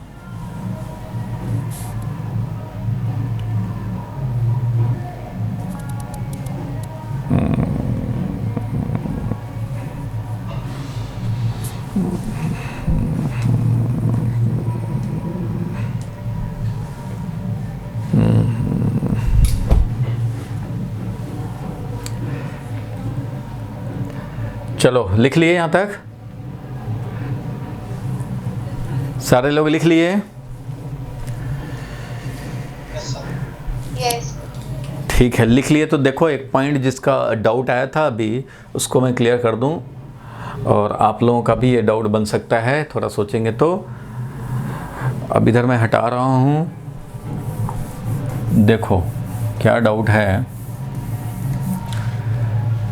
इसका। डाउट देखो क्या है, ये कह रहा है कि इसमें हम लोग, इसके आगे तो क्लियर है, इसको जब सॉल्व कर रहे हैं तो यहाँ पे प्लस माइनस 2x क्यों नहीं लिख दिया। तो देखो भाई सारे लोग देखेंगे, अगर इसको मान लो हम लोग ऐसे लिखते हैं कि d minus x is equal two plus minus 2x, अगर ऐसा लिखते हैं, ठीक है, लिखने को लिख सकते हो, तो लिख दिया अगर ऐसे, तो अब ये सोचो कि ये d minus x is equal to 2x तो हम लोग सॉल्व कर चुके हैं आगे। अगर ये माइनस 2x लिखेंगे तो क्या मिलेगा भाई, तो इससे हमें मिलेगा निगेटिव x। देखो d इज इक्वल टू हो जाएगा, ये x उधर जा कर के प्लस, और ये तो ये वाला क्या मिल गया, माइनस x मिल गया, क्योंकि माइनस 2x प्लस x, ये वाला क्या है भाई, तो माइनस 2x प्लस x है, दैट इज ओवरऑल क्या है, माइनस x है। तो d is equal to minus x मिला, it means x is equal to minus d। तो मैथमेटिकली तो ये सॉल्व हुआ, बट फिजिक्स इसको एक्सेप्ट नहीं करेगा। क्यों? क्योंकि जरा देखो इसको इंटरप्रेट करो, इसको हम लोग इंटरप्रेट करते हैं, देखो ध्यान से सब लोग समझना। अगर मैं ये बोलूं कि x निगेटिव आया माइनस d, इसका मतलब कि जितना d इधर है उतना ही इधर यहाँ पे तुम्हें न्यूट्रल पॉइंट ये बता रहा है। ये इक्वेशन सॉल्व करने पे जो आ रहा है वो कह रहा है कि एक इक्विलिब्रियम यहाँ पे होना चाहिए। मैथमेटिकली ये सोल्यूशन है, but physics will not accept this as equilibrium. क्यों? क्योंकि ये इक्विलिब्रियम नहीं हो सकता। क्यों नहीं हो सकता? क्योंकि ये पॉजिटिव चार्ज है, ये यहाँ पे जो भी क्यू नॉट रखोगे उसको रिपेल करेगा, और ये भी पॉजिटिव चार्ज है तो ये भी इसको क्या करेगा, रिपेल करेगा। जब दोनों फोर्स एक ही डायरेक्शन में होंगे तो there is no question of cancellation, it means net force zero हो ही नहीं सकता। सो मैथ्स भले ही सोल्यूशन निकाल दे, but physics will not accept this solution, ये सोल्यूशन को एक्सेप्ट नहीं करेगा। सो हम लोगों को निगेटिव लेने का यहाँ पे कोई ज़रूरत नहीं है, पता है कि इधर जो ले रहे हैं इधर ही है न्यूट्रल पॉइंट, तो एक्स हमें पॉजिटिव वाला चाहिए बस। ठीक है, सॉल्व करने में आप ये कर देंगे। सॉल्व करने के लिए आप ये दोनों भी कर सकते हो, लेकिन बाद में तुम्हें रूल आउट करने पड़ेंगे कि this is not acceptable, since we can not have equilibrium point, ठीक है, outside means left of the smaller charge, left of the smaller पे नहीं होगा। सिमिलरली यहां भी नहीं होगा, ध्यान देना जरा सब लोग, थोड़ा एनालिसिस करो। यहां पे भी इक्विलिब्रियम पॉइंट नहीं हो सकता। क्यों नहीं हो सकता भाई? तो ये भी रिपेल करेगा ऐसे, और ये वाला भी रिपेल करेगा ऐसे, तो नेट फोर्स जीरो नहीं हो सकता। नेट फोर्स जीरो कभी नहीं हो सकता। यहाँ पे ये बीच में ही होगा, कहीं ना कहीं इन दोनों चार्ज के बीच में ही होगा, क्योंकि ये वाला रिपेल करेगा राइटवर्ड, ये वाला रिपेल करेगा लेफ्टवर्ड, तो बीच में ही हो सकता है। और बीच में कहाँ होगा? तो भाई हमने एक्स डिस्टेंस पे सपोज करके और एक्स का वैल्यू निकाल लिया, तो x का वैल्यू d/3 आया, इसका मतलब इधर d/3 और इधर 2d/3। इससे अगर डिस्टेंस निकालना होता तो 2d/3 आया, इससे डिस्टेंस निकालना है तो हमारा x का वैल्यू d/3 आया है। ठीक है, समझ गए? सो मैथमेटिकली अगर ये भी सॉल्व किए और ये भी ऑप्शन सॉल्व किए तो ये तुम्हें रूल आउट करने पड़ेंगे कि physics will not accept this, इसलिए ये तो हो नहीं सकता। तो भाई क्या हो सकता है? तो ये हो सकता है, तो आंसर विल बी d/3। बोलो ठीक है यहां तक? अब हटा दें इसको। एक चीज़ और ज़रा यहाँ पे हम लोग डिस्कस कर दें, एक चीज़ और ज़रा समझ लें यहाँ पे कि देखो हमें निकालना था इक्विलिब्रियम पॉइंट, तो क्या इक्विलिब्रियम पॉइंट यहाँ हो सकता है? हमें इक्विलिब्रियम पॉइंट का डिस्टेंस निकालना था ना स्मॉलर चार्ज से, तो क्या यहाँ भी इक्विलिब्रियम हो सकता है? तो ये तो भाई यहाँ रिपेल करेगा ऐसे, ये वाला रिपेल करेगा ऐसे, क्या ये दोनों इक्वल एंड अपोजिट हैं? नहीं है, तो नेट फोर्स जीरो नहीं हो सकता। नेट फोर्स जीरो नहीं हो सकता तो यहाँ भी इक्विलिब्रियम पॉइंट नहीं होगा। यहाँ पे क्या हो सकता है? तो भाई ये वाला रिपेल करेगा इधर, ये वाला रिपेल करेगा इधर, और यहाँ पे भी नेट फोर्स जीरो नहीं हो सकता। इन दोनों का नेट जीरो नहीं हो सकता। भाई दो फोर्स से नेट जीरो तभी होगा जब F1 जो है एक फोर्स, कोई भी एक फोर्स दूसरे फोर्स के इक्वल एंड अपोजिट हो जाए, तभी ऐसा हो सकता है, अदरवाइज नहीं होगा। So we can not have any point, कोई भी ऐसा पॉइंट नहीं मिलेगा जहां पे कि नल पॉइंट, जहां पे कि हमें इक्विलिब्रियम पॉइंट मिल जाए। इसका रिपल्सन इधर, इसका रिपल्सन इधर, तो यहां वाला भी Q0 को नेट फोर्स जीरो नहीं होगा। सिर्फ एक ही जगह हो सकता है, वो है in between, on the line joining two charges और in between the two charges. ये हो सकता है बस, और कहीं नहीं हो सकता। बोलो भाई, दीपांशु क्लियर हुआ? दीपांशु ये बात क्लियर हुआ? Yes sir. युवराज बोलो भाई, युवराज क्लियर हुआ? Yes sir. Very good. अब जरा इसके लिए हम लोग एक पॉइंट लिख सकते हैं, शॉर्टकट। इसके लिए शॉर्टकट एक लिख सकते हैं। देखो भाई, एक नोट का पॉइंट लिख लो इसी के जस्ट बाद, एक नोट का पॉइंट लिख लेंगे इसी के जस्ट बाद।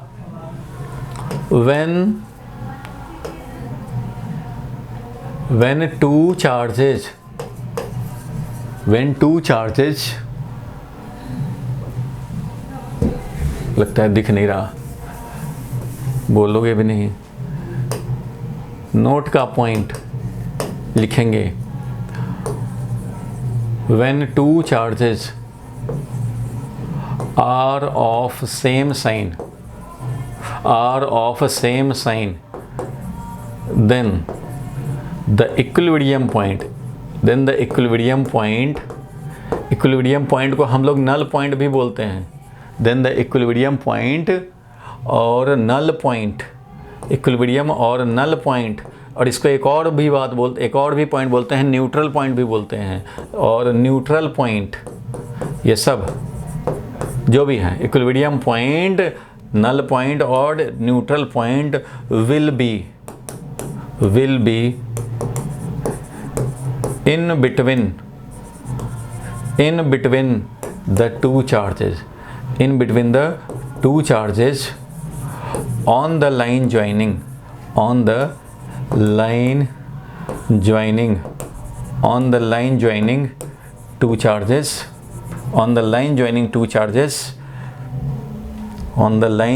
two charges, and nearer to smaller charge, smaller की तरफ होगा, nearer to smaller charge।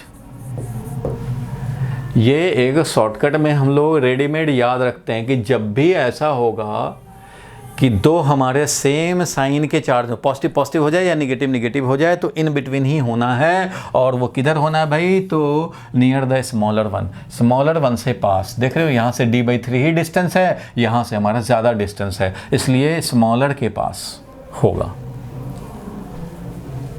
ठीक है, when two charges are of same sign then equilibrium point will be in between the two charges on the line joining two charges and nearer to smaller charge।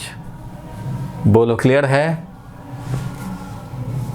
चिराग बोलो भाई, ऐसा ना, unmute करो। Clear है? नहीं आवाज आया? अच्छा ठीक है भाई, क्लियर है। तो ये नोट का पॉइंट लिख लिया। अभी तुम इसमें चेक करना चाहो, कहीं भी चेक कर सकते हो, कहीं और तुम्हें मिलेगा ही नहीं इक्विलिब्रियम पॉइंट। इक्विलिब्रियम पॉइंट का और नाम क्या हो गया भाई? नल पॉइंट भी हो गया। और क्या नाम हो गया भाई? तो न्यूट्रल पॉइंट भी हो गया। ऐसा पॉइंट जो न्यूट्रल है, ना इधर जाने का टेंडेंसी ना इधर जाने का tendency, means net force 0। Null point भी इसको बोलते हैं, इक्विलिब्रियम पॉइंट को नल पॉइंट भी बोलते हैं। ये सब तो देखा तुमने कि यहाँ भी नहीं हो सकता भाई, ये वाला ऐसे रिपेल कर देगा, ये ऐसे रिपेल कर देगा, तो नेट जीरो होगा ही नहीं। नेट जीरो तभी होगा दो चार्ज में जब इक्वल एंड अपोजिट फोर्स लगाए। वो सिर्फ on the line joining in between the two charge होगा, on the line joining in between the two charge होगा। और वो भी किधर होगा भाई? तो कॉमन सेंस कहता है कि नियर टू स्मॉलर वन, बड़े वाले चार्ज की तरफ नहीं होगा, स्मॉलर वाले चार्ज की तरफ होगा। ठीक है, क्यों होगा स्मॉलर चार्ज की तरफ, वो भी समझना चाहो तो समझ सकते हो। देखो भाई, मैं दिखा देता हूँ क्यों होगा स्मॉलर चार्ज की तरफ। तो भाई फोर्स जो होता है, फोर्स लगाओगे तो Q0 into Q/4πε0 into r², ऐसा होता है फोर्स। Q0 पे जो फोर्स लगेगा वो जिस चार्ज ने फोर्स लगाया उसका चार्ज वैल्यू और डिवाइडेड 4πε0 r²।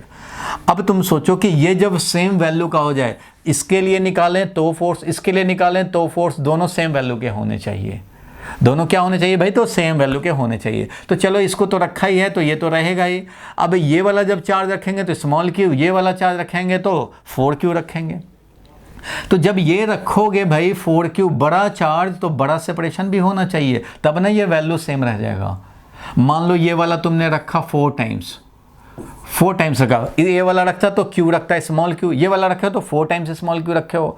तो अब ये 4 टाइम्स पहले वाले से 4 टाइम्स ज़्यादा रख रहे हो, तो ये वाला भी अगर हम लोग पहले वाले से अगर हम लोग 2 टाइम्स ज़्यादा रख दें तो सेम वैल्यू ऑफ फोर्स हो जाएगा। मीन्स इससे अगर x है तो इससे 2x हो जाना चाहिए, इससे क्या हो जाना चाहिए, 2x हो जाना चाहिए। अगर 2x हो जाएगा तो क्या हो जाएगा, ये 2x का होल स्क्वायर क्या हो जाएगा, 4x² हो जाएगा। और ये यहाँ पे लिख रहे हो 4Q, तो ये 4 कैंसिल हो जाएगा और ये हो जाएगा Q अपॉन 4πε0x², तो सेम वैल्यू ऑफ फोर्स हो जाएगा। इसलिए ज़्यादा बड़ा चार्ज तो ज़्यादा बड़ा separation, ratio will remain same, तभी सेम वैल्यू का फोर्स मिलेगा। ये वाला कम चार्ज है तो कम सेपरेशन पे भी रहे, इसलिए कम चार्ज तो कम सेपरेशन, तभी हमारा इक्वल फोर्स वैल्यू होगा। ज़्यादा बड़ा चार्ज तो ज़्यादा सेपरेशन, ये अगर वैल्यू कम है तो ये भी कम रहे, ये अगर मान लो हाफ है तो ये भी अगर r² भी हाफ हो जाए तो कैंसिल हो जाएगा, तो सेम वैल्यू फोर्स का मिल जाएगा। ये अगर 4 टाइम्स ज़्यादा वैल्यू है तो भाई इसका सेपरेशन 2 टाइम्स ज़्यादा हो जाए, सच दैट कि स्क्वायर करेंगे तो ये भी 4x² हो जाएगा, तो ये वाला 4 ये वाला 4 कैंसिल होकर के सेम वैल्यू मिल जाएगा। So larger is the charge, larger should be separation, same value of force करने के लिए। इसलिए इन बिटवीन द टू होगा, कॉमन सेंस भी कहता है भाई कहीं और नहीं हो सकता, इधर नहीं हो सकता, इधर नहीं हो सकता, इधर नहीं हो सकता, कहीं नहीं हो सकता, in between the two charge ही होगा। और किधर होगा भाई, तो स्मॉलर चार्ज तो स्मॉलर सेपरेशन, स्मॉलर चार्ज तो स्मॉलर सेपरेशन, तो ही उसी तरफ होगा। इसलिए ये पॉइंट हजम हो गया भाई, नोट का पॉइंट समझ में आ गया। बोलो भाई युवराज, Yes, sir. क्लियर हुआ? पहली बार था मैंने करा दिया, अब इस बार तुम्हें थोड़ा ट्राई करने हैं जल्दी से। चलो भाई, एक हमने लिया यहां पे पॉजिटिव चार्ज, जरा सोच समझ के बताना, ये पॉजिटिव चार्ज और ये है नेगेटिव चार्ज, ठीक है। और अब हमें ढूंढना है न्यूट्रल पॉइंट। न्यूट्रल पॉइंट कहाँ होगा? Obviously on the line joining होगा। तो अब आप सॉल्व करो, फाइंड न्यूट्रल बोलें या नल पॉइंट बोलें या इक्विलिब्रियम पॉइंट बोलें। Equilibrium point due to this two charge system means ऐसा पॉइंट बताने हैं जहाँ पे कि नल पॉइंट रहे, मीन्स वहाँ पे कोई चार्ज रखे तो उस पर नेट फोर्स 0 रहे। मैं यहाँ डेफिनेशन लिख दे रहा हूँ, चलो यहाँ पे डेफिनेशन लिख दे रहा हूँ, आप सोचेंगे कि नल पॉइंट क्या हुआ। नल और न्यूट्रल, इसको आप सॉल्व करना, लेकिन एक नोट का पॉइंट भी लिख लो। नल, न्यूट्रल और equilibrium point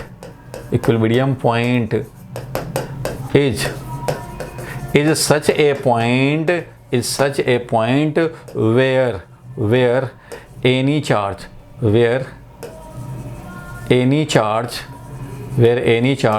if placed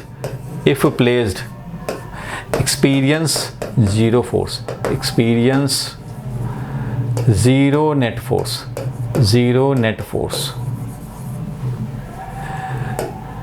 That is Q naught at such point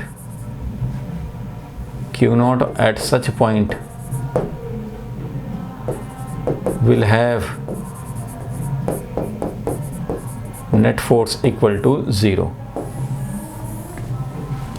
तो ऐसे को नल पॉइंट अगर क्वेश्चन आ जाए 1 मार्क्स का, what do you mean by null point, neutral point और इक्विलिब्रियम पॉइंट, तो इक्विलिब्रियम पॉइंट का हम लोग डेफिनेशन ऐसा लिख सकते हैं, is such a point where any charge if placed experience 0 net force.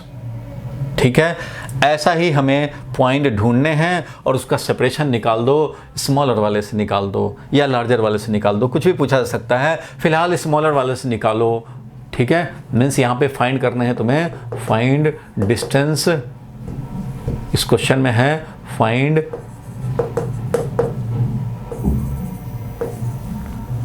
नहीं दिख रहा, फाइंड इट्स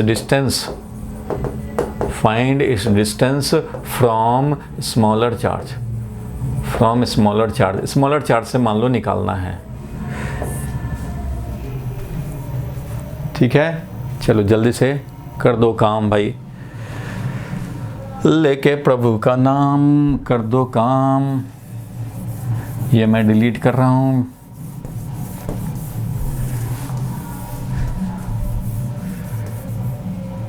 चलो जिसका हो जाएगा बता देना भाई कितना वैल्यू आया। अच्छा ये सेपरेशन ले लेना डी, सेपरेशन डी ले लेना भाई,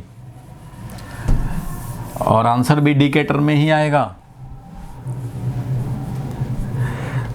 देखो ये थोड़ा सा उससे ट्रिकी क्वेश्चन है, थोड़ा सा उससे ट्रिकी है। स्कूल में आया हुआ है, स्कूल में कई बार आया है, बोर्ड में भी आता है ये क्वेश्चन, तो इसलिए ऐसा क्वेश्चन करने पड़ेंगे। सेम साइन वाला और अपोजिट साइन वाला, इन दोनों में से कोई एक क्वेश्चन आता है, जनरली इम्पोर्टेंट है। चलो यहाँ तक ट्राई कर लिया होगा। अब मैं बता दूं, सबसे पहली बात इन बिटवीन नहीं होगा। सबसे पहली बात इन बिटवीन नहीं होगा। ये बात हजम हो रहा है कि इन बिटवीन नहीं होगा? Yes sir. बोलो भाई, इन बिटवीन तो नहीं होगा, तो किधर होगा? बाहर होना चाहिए। क्यू प्लस क्यू चार्ज से डी डिस्टेंस बाहर होना चाहिए। प्लस क्यू चार्ज से लेफ्ट में होना चाहिए, लेफ्ट की तरफ होना चाहिए, और इससे राइट हो सकता है कि नहीं? देखो भाई सर राइट ट्रिकी क्वेश्चन है। देखो इधर इधर तो नहीं हो सकता। देखो भाई अभी के लेवल पे जब आप बिगिनिंग किए हो इस तरह के क्वेश्चन के लिए, तो आपके लिए थोड़ा सा ये परेशानी कर सकता है। यहाँ पे तो नहीं हो सकता भाई, क्योंकि ये वाला तो रिपेल कर देगा, रिपेल करेगा। यहाँ पे क्यू नॉट रखोगे अगर तो ये रिपेल करेगा और ये वाला अट्रैक्ट करेगा, और ये इक्वल एंड अपोजिट तो हुआ नहीं। जब दो ही फोर्स हों तो इक्वल एंड अपोजिट करने पड़ते हैं, तो यहाँ तो नल पॉइंट मिलेगा नहीं। यहाँ पे अगर देखो, यहाँ पे बीच में देखना चाहें अगर, तो ये वाला पॉजिटिव रिपेल करेगा और ये नेगेटिव है अपनी तरफ अट्रैक्ट करेगा, इसलिए यहाँ पे जो क्यू नॉट होगा उस पर नेट फोर्स जीरो हो ही नहीं सकता। ये भी रिपेल किया, ये भी रिपेल किया भाई, ये भी रिपेल किया राइट वर्ड, और ये अट्रैक्ट किया तो राइट वर्ड। ये अट्रैक्ट किया इसलिए राइट वर्ड, और ये रिपेल किया इसलिए राइट वर्ड। तो दो दो राइट वर्ड फोर्स हमारा इक्विलिब्रियम नहीं बना सकता, इसलिए ये भी नहीं हो सकता। क्लियर है? तो इसको भी हटा देंगे, ये नहीं हो सकता भाई।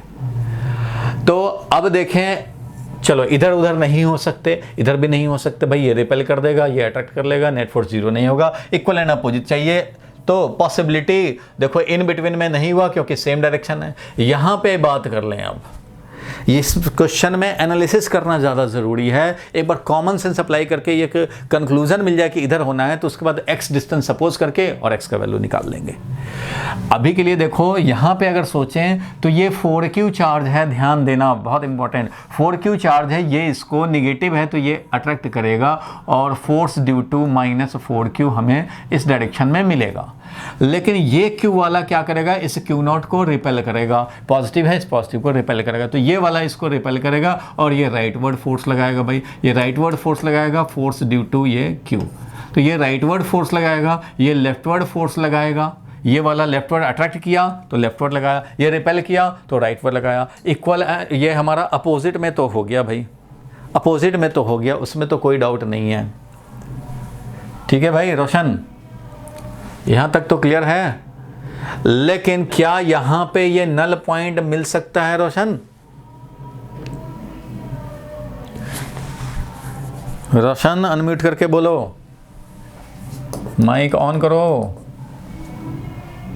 यहाँ पे अगर देखें तो ये वाला प्लस क्यू वाला इधर हमारा फोर्स लगाएगा, और ये माइनस क्यू वाला वो इधर फोर्स लगाएगा, force due to -4q, force due to -4q। तो भाई और ऑप्शन बोलो, यहाँ पे तो देखोगे कि ये भी इधर फोर्स लगाएगा, तो इसमें तो ये हो नहीं सकता।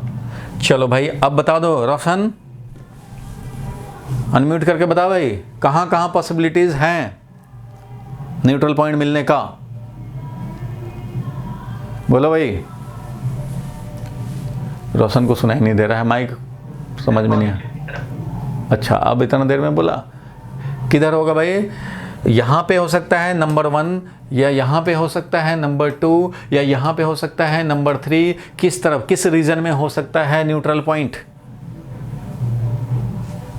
Sir number 1। नंबर 1 और नंबर 2 में नहीं हो सकता? नंबर 2 यहाँ पे भी तो देख रहे हो, यहाँ पर भी तो अपोजिट हो रहा है। चलो रिया तुम बताओ, तुम माइक ऑफ करो और रिया अनम्यूट करो, बताओ किस रीजन में हो सकता है? किस रीजन में हो सकता है रिया बताओ? सर फर्स्ट में होगा। फर्स्ट में होगा। अच्छा युवराज? 2 में होना चाहिए। 2 में होना चाहिए, फर्स्ट में नहीं होना चाहिए। नहीं sir.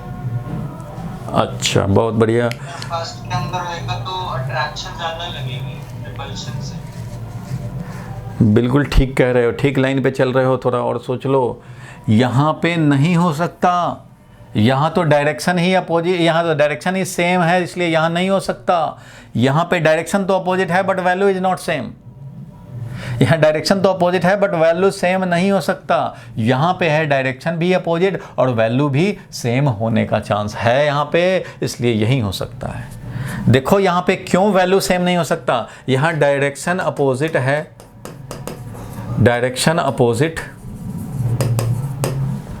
Value not same, value not same, इसलिए ऐसा नहीं हो सकता, इसलिए यहाँ पे नहीं हो सकता। यहाँ पे डायरेक्शन ही सेम है, डायरेक्शन इज सेम, इसलिए यहाँ पे हमारा नेट फोर्स 0 नहीं हो सकता, क्योंकि 2 ही फोर्स हैं और सेम डायरेक्शन में लगे तो नहीं हो सकता। यहाँ पे वैल्यू भी सेम और डायरेक्शन भी अपोजिट, इधर ही हो सकता है, ये भी नहीं हो सकता। अब इसको जरा मैं चेक करा दूँ कि वैल्यू क्यों सेम नहीं है।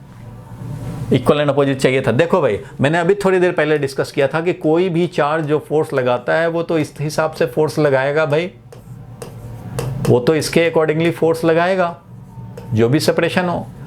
तो अगर कोई लार्ज चार्ज हो, अगर कोई लार्जर चार्ज है तो लार्जर सेपरेशन भी रहे, तो हमारा भाई ये भी 4 टाइम्स हो जाए, ये भी 4 टाइम्स हो जाए, तो कैंसिल होकर के सेम वैल्यू ऑफ फोर्स हो जाएगा। स्मॉलर वाले का मान लो स्मॉल क्यू रखा और आर रखा, तो लार्जर वाले का बड़ा चार्ज रख रहे हो तो बड़ा सेपरेशन भी होना चाहिए। अब यहाँ पे तुम देखो कि ये वाला चार्ज लार्जर वैल्यू का है, बोलो रोशन, ये तो लार्जर वैल्यू का है। तो ये जब लार्जर वैल्यू का है, जब ये लार्जर वैल्यू का है तो सेपरेशन भी लार्जर होना चाहिए, तभी हमारा इक्वल वैल्यू ऑफ फोर्स मिल सकता है। तो इस पॉइंट के लिए एक तो ये पास में है, देखो वो उससे तो इतना ज़्यादा दूर है, इससे इतना कम दूर है, तो ये ज़्यादा डिस्टेंस है, ये कम डिस्टेंस है। तो इस चार्ज के तो दोनों ही बल्ले बल्ले हो गए भाई, चार्ज भी ज़्यादा है और सेपरेशन भी कम है। तो सेपरेशन कम होगा तो और ज़्यादा बढ़ जाएगा फोर्स।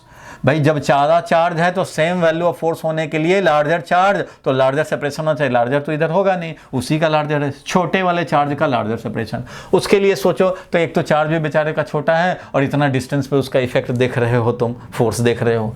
मीन्स चार्ज भी कम दो इसको और बोलो कि फोर्स, और सेपरेशन भी ज़्यादा कर दो, बोलो फोर्स उतना ही लगा दो, तो कैसे बेचारे को कम्पीट कर पाएगा?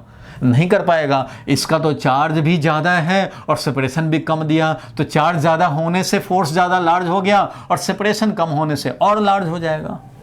तो इसलिए जो ये 4Q चार्ज जो यहाँ पे फोर्स लगाएगा वो कभी भी ये चार्ज उतना फोर्स लगा ही नहीं सकता। इसलिए ये 4Q वाला बहुत ज़्यादा वैल्यू ऑफ फोर्स है, बहुत ज़्यादा वैल्यू ऑफ फोर्स है कंपेयर टू इसका फोर्स, क्योंकि ये चार्ज का वैल्यू भी कम है और सेपरेशन भी ज़्यादा है, इसलिए ये वैल्यू सेम नहीं हो सकता। यहाँ पे 4Q वाले का -4Q का जो है वैल्यू वो बहुत ज़्यादा है Q वाले फोर्स के वैल्यू से। बोलो रिया, समझ में आया? हाँ सर आ गया। ये समझ में आ गया। तो इसलिए ये पॉइंट सिर्फ डायरेक्शन देख करके और बोल देंगे कि यहाँ नल पॉइंट हो सकता है, यहाँ न्यूट्रल पॉइंट हो सकता है, तो हो सकता है बोलना ठीक है, बट होगा या नहीं होगा तो डायरेक्शन अपोजिट के साथ साथ सेम वैल्यू के भी होने चाहिए, और ये वैल्यू कभी भी सेम नहीं हो पाएगा। इधर कोई भी पॉइंट ले लोगे कभी सेम नहीं हो पाएगा, क्योंकि यही पास रहेगा, उसके रिस्पेक्ट में ये वाला ज़्यादा पास है, मीन्स आर कम है और चार्ज ज़्यादा है, इसलिए ये वैल्यू और ज़्यादा बहुत ज़्यादा हो जाएगा, कंपनसेट सेट नहीं हो पाएगा। So normal analysis of the situation says that null point, equilibrium point will be on the left hand side of smaller charge. इसलिए ध्यान रखना, नोट का दूसरा पॉइंट मैं लिखवाऊंगा इसी के जस्ट बाद। और दूसरा पॉइंट क्या है भाई कि जब भी हमारे दो चार्ज सिस्टम हों और अपोजिट साइन के हों तो ऑन द लाइन ज्वाइनिंग तो होगा बट इन बिटवीन नहीं होगा। किधर होगा भाई? तो बाहर होगा। बाहर किस साइड में? स्मॉलर चार्ज की तरफ। अगर दो चार्ज सेम साइन के हों, प्रीवियस वाला क्वेश्चन, दो चार्ज सेम साइन के हों तो ऑन द लाइन ज्वाइनिंग होगा न्यूट्रल पॉइंट, और इन बिटवीन होगा। सेम साइन के होगा तो इन बिटवीन, क्योंकि पॉजिटिव पॉजिटिव रहेगा तो दोनों ऐसे ऐसे रिपेल करेगा, और नेगेटिव नेगेटिव रहेगा तो भी दोनों अपनी तरफ अट्रैक्ट करेगा, तो अपोजिट में होगा। मीन्स सेम साइन तो on the line joining in between the charge होगा। और अगर अपोजिट साइन है तो आउटसाइड होगा, लेकिन किस तरफ? जो स्मॉलर चार्ज होगा उस तरफ। तो स्मॉलर चार्ज इधर है। अब तो ये क्लियर हो गया कम से कम रोशन, यहाँ तक क्लियर तो हो गया कि हमें नल पॉइंट सिर्फ इधर ही मिलेगा, इसलिए इधर ही देखने होंगे। ये सब मैं मिटा रहा हूँ, ये तो सिंपल एनालिसिस हम लोगों ने समझा। नल पॉइंट इधर होगा, रोशन क्लियर है। और let the distance be x.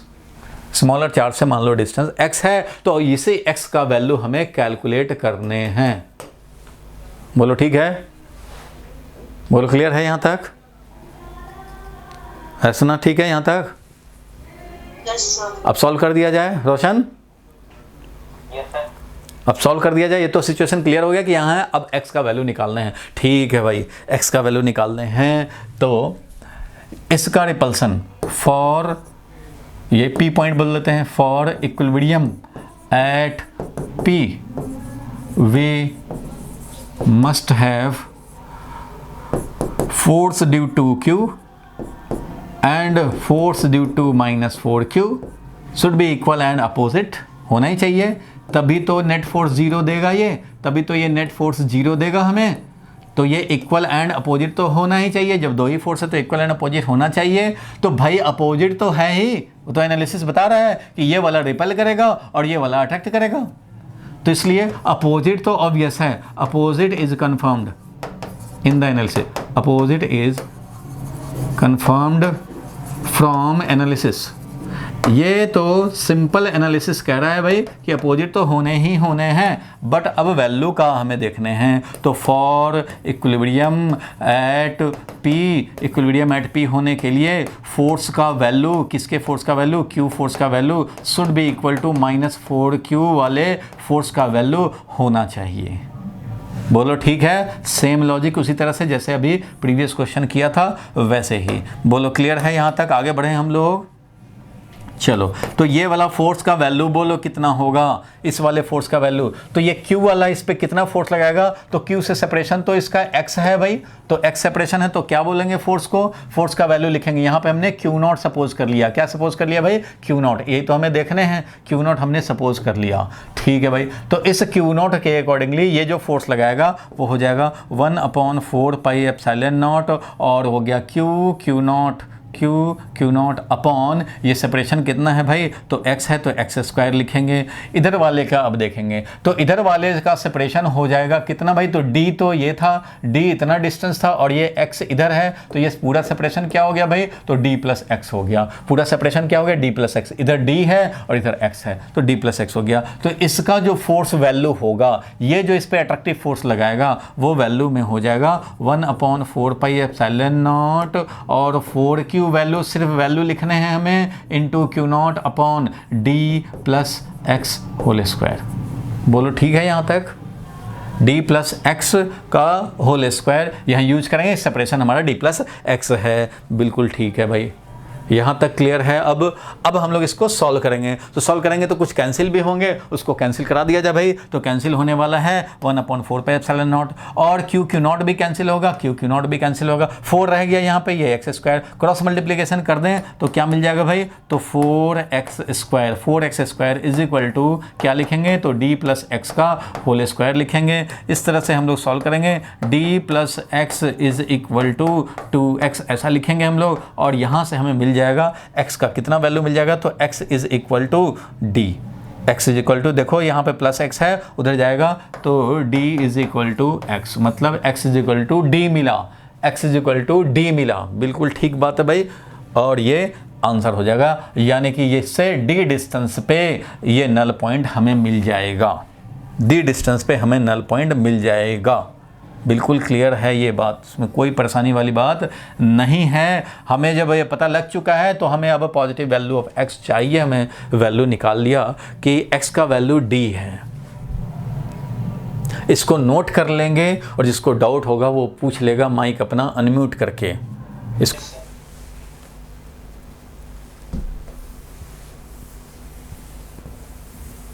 सबसे पहले तो अपना कॉमन सेंस लगाना है कि किधर हो सकता है, अननेसेसरी इधर उधर करने का कोई फायदा नहीं होगा।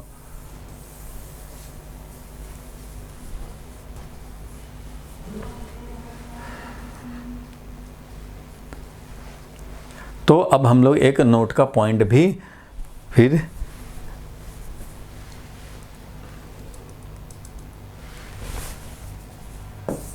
नोट का पॉइंट के पहले थोड़ा और हम लोग काम कर लें। Q है -4Q था, सिचुएशन को थोड़ा और एक बार मैं कंक्लूजन पॉइंट ऑफ व्यू से ज़रा डिस्कस कर दूं।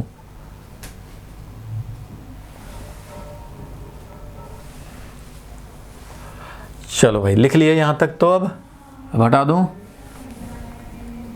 डायरेक्शन तो अपोजिट वाला ढूंढ लेंगे, जब दो ही चार्ज हैं, दो ही फोर्स लगने हैं तो डायरेक्शन हमारा अपोजिट और वैल्यू में होना चाहिए सेम। तो उसके लिए x का वैल्यू हम लोग कैलकुलेट कर लेंगे और मिल जाएगा।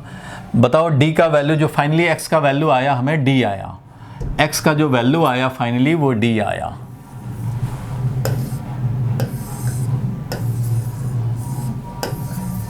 देखो भाई अब सारे लोग जरा देखें, यहाँ पे ये d डिस्टेंस था। अब मैं कह सकता हूँ तुम्हें, देखो थोड़ा सा शॉर्टकट बताता हूँ तुम्हें, शॉर्टकट बताता हूँ कि तुम्हें अगर ये ऑब्जेक्टिव में आ जाए या 1 मार्क्स का आ जाए तो आप इसको कैसे सॉल्व करोगे। तो उसके लिए सिंपल सी बात है, देखो फोर्स जब दो ही चार्ज हैं तो फोर्स लगाएंगे तो इक्वल एंड अपोजिट होंगे तभी होगा, और फोर्स का वैल्यू होता है 1/4πε0 और Q into Q0 upon r²। इसी से हम लोग एनालिसिस एक शॉर्टकट भी थोड़ा कॉमन सेंस डेवलप कर लें। यहाँ से कॉमन सेंस ये है कि ये तो भाई चलो कांस्टेंट है, अब ये वाला तो भाई फिक्स्ड है, ये तो Q0 ही रख करके हमें देखने हैं भाई कि न्यूट्रल पॉइंट मिलेगा कि नहीं मिलेगा, तो ये तो भाई रख ही दोगे जहाँ पे आपको टेस्ट करना हो।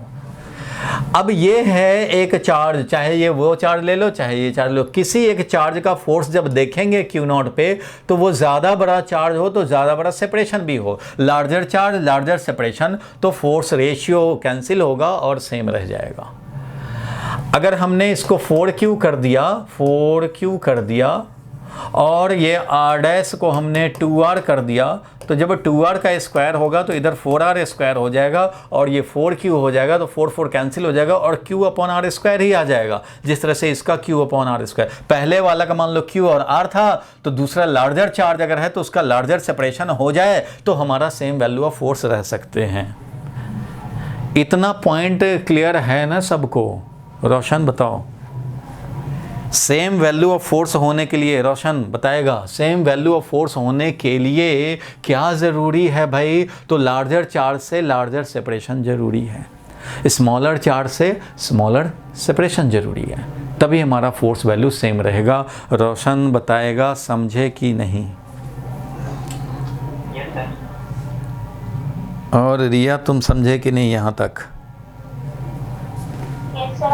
चलो ठीक है। अब मैं बताना चाह रहा हूँ, ये तो तुम ये समझे कि लार्जर चार्ज लार्जर सेपरेशन, अब मैं ये समझाना चाहता हूँ कि कितना लार्जर चार्ज पे कितना लार्जर सेपरेशन, तो इसको जरा समझा जाए।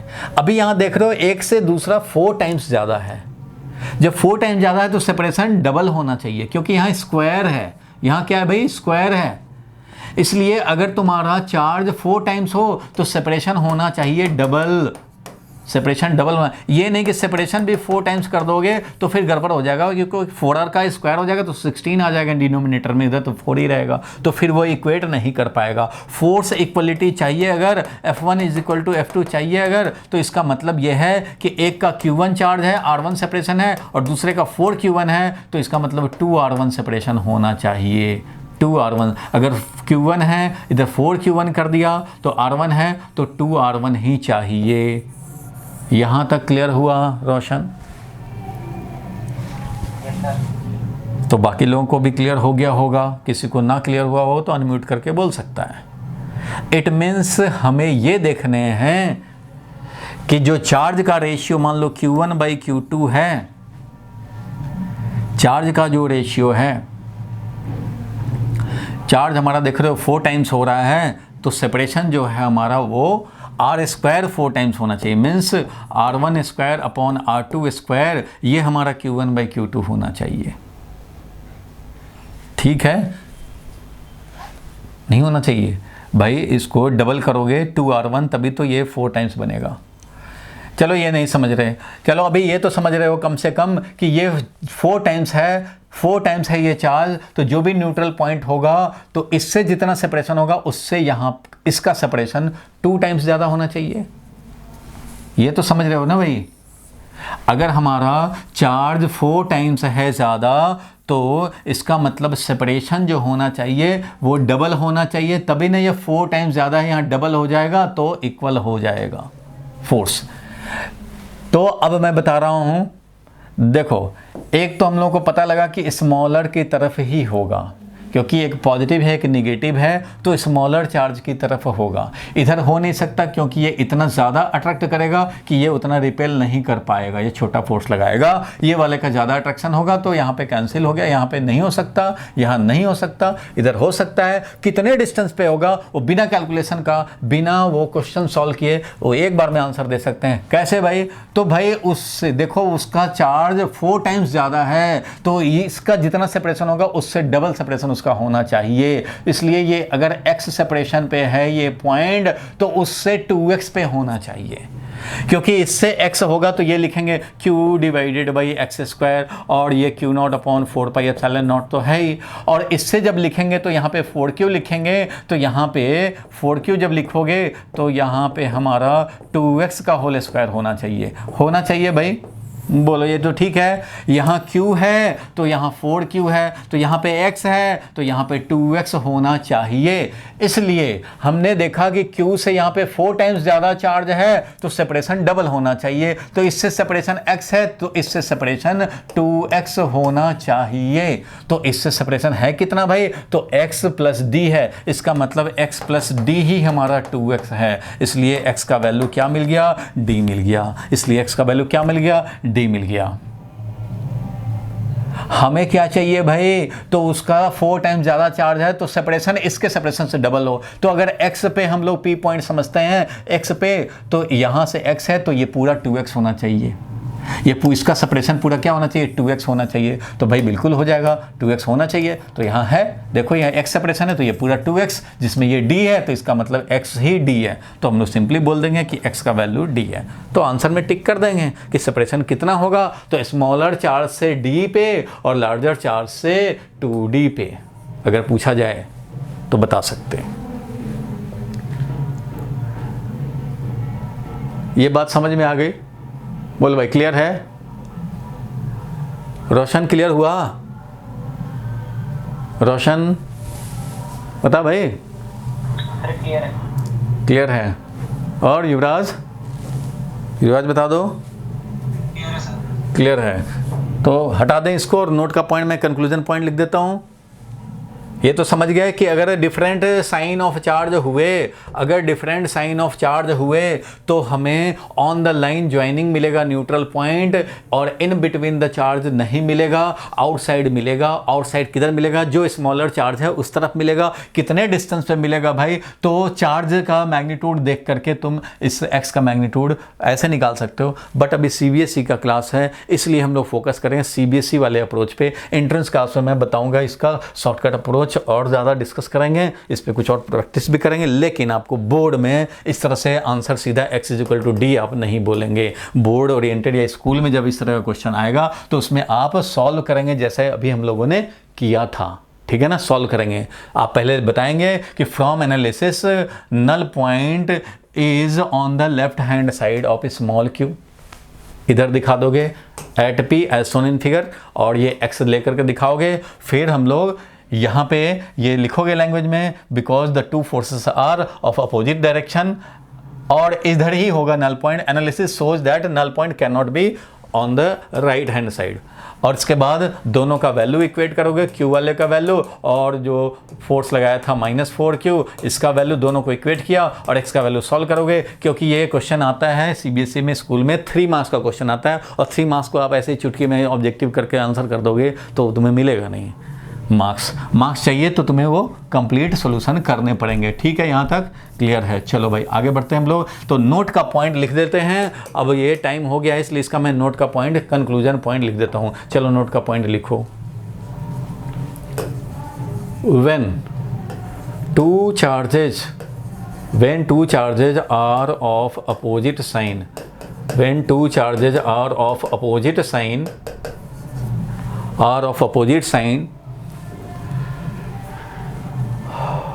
and of different value,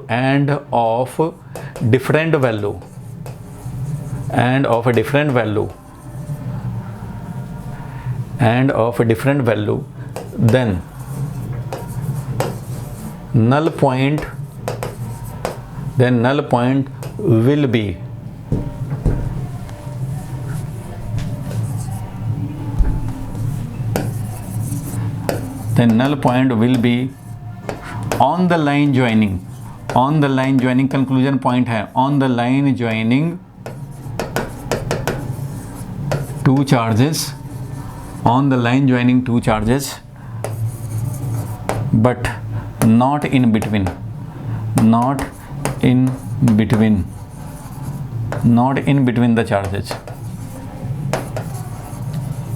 between the charges, null point will be outside the system,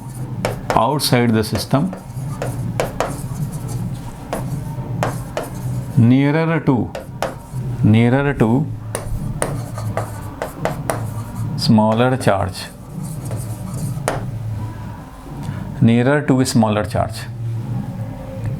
when two charges are of opposite sign and of different value, then null point will be on the line joining two charges but not in between the charges. Null point will be outside the system, nearer to smaller charge. ये clear हुआ?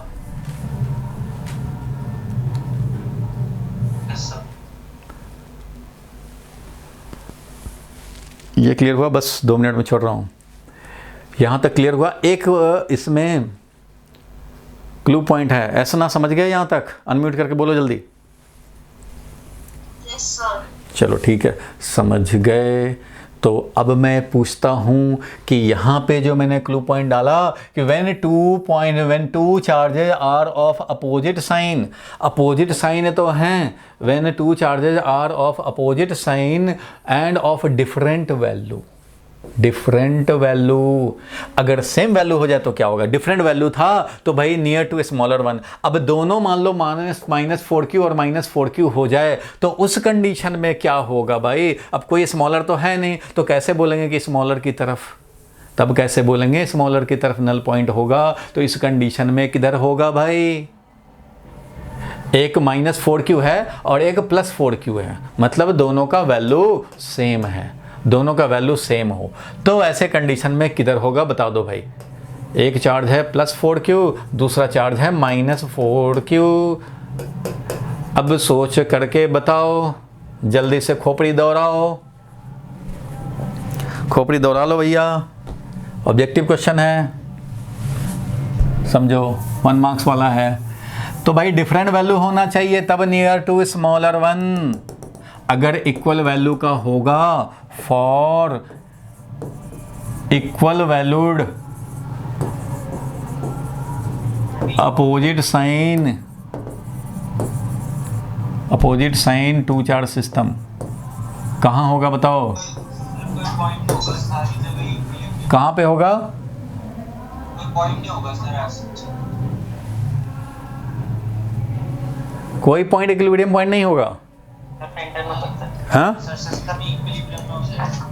नहीं system नहीं, ये सब fixed है, ये सब जो बोला जा रहा है ना ये सब फिक्स्ड चार्ज है। हमें अब नल पॉइंट ढूंढने हैं, न्यूट्रल पॉइंट ढूंढने हैं, ये सब फिक्स्ड है। जितने भी ये जो चार्ज दिए गए ना न्यूमेरिकल में ये सारे फिक्स्ड हैं।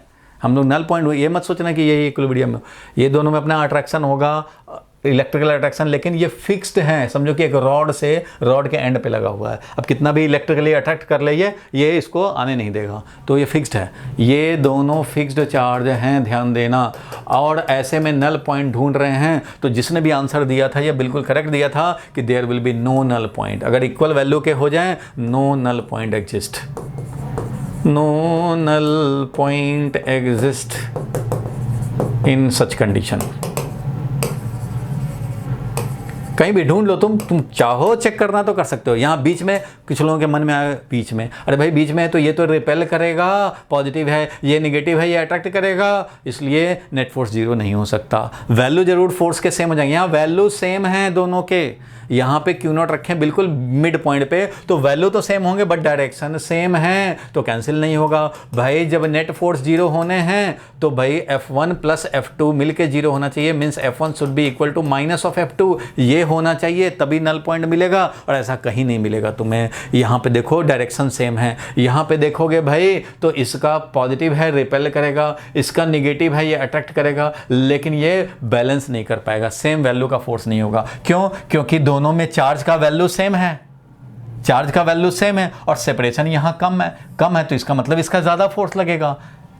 क्योंकि फोर्स जो लगता था याद होगा, क्यू नॉट है, कैपिटल क्यू है अपॉन 4 पाई एप्सिलॉन नॉट और आर स्क्वायर है।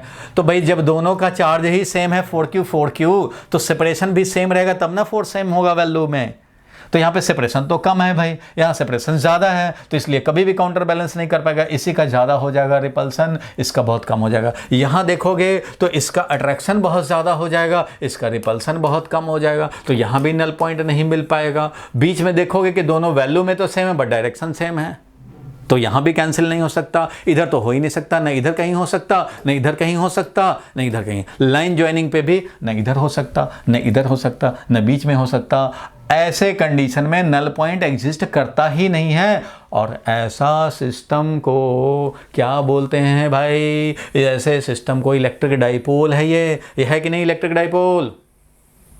अरे भाई ये है कि नहीं electric dipole? Plus 4Q minus 4Q, two charge of equal value and opposite sign, इसको इलेक्ट्रिक डाइपोल बोलते हैं। और इलेक्ट्रिक डाइपोल के लिए कभी भी ऐसा कंडीशन नहीं बनता। इसलिए ध्यान रखना कि अगर same sign for equal valued opposite sign two charge system, for equal valued opposite sign two charge system, no null point exist.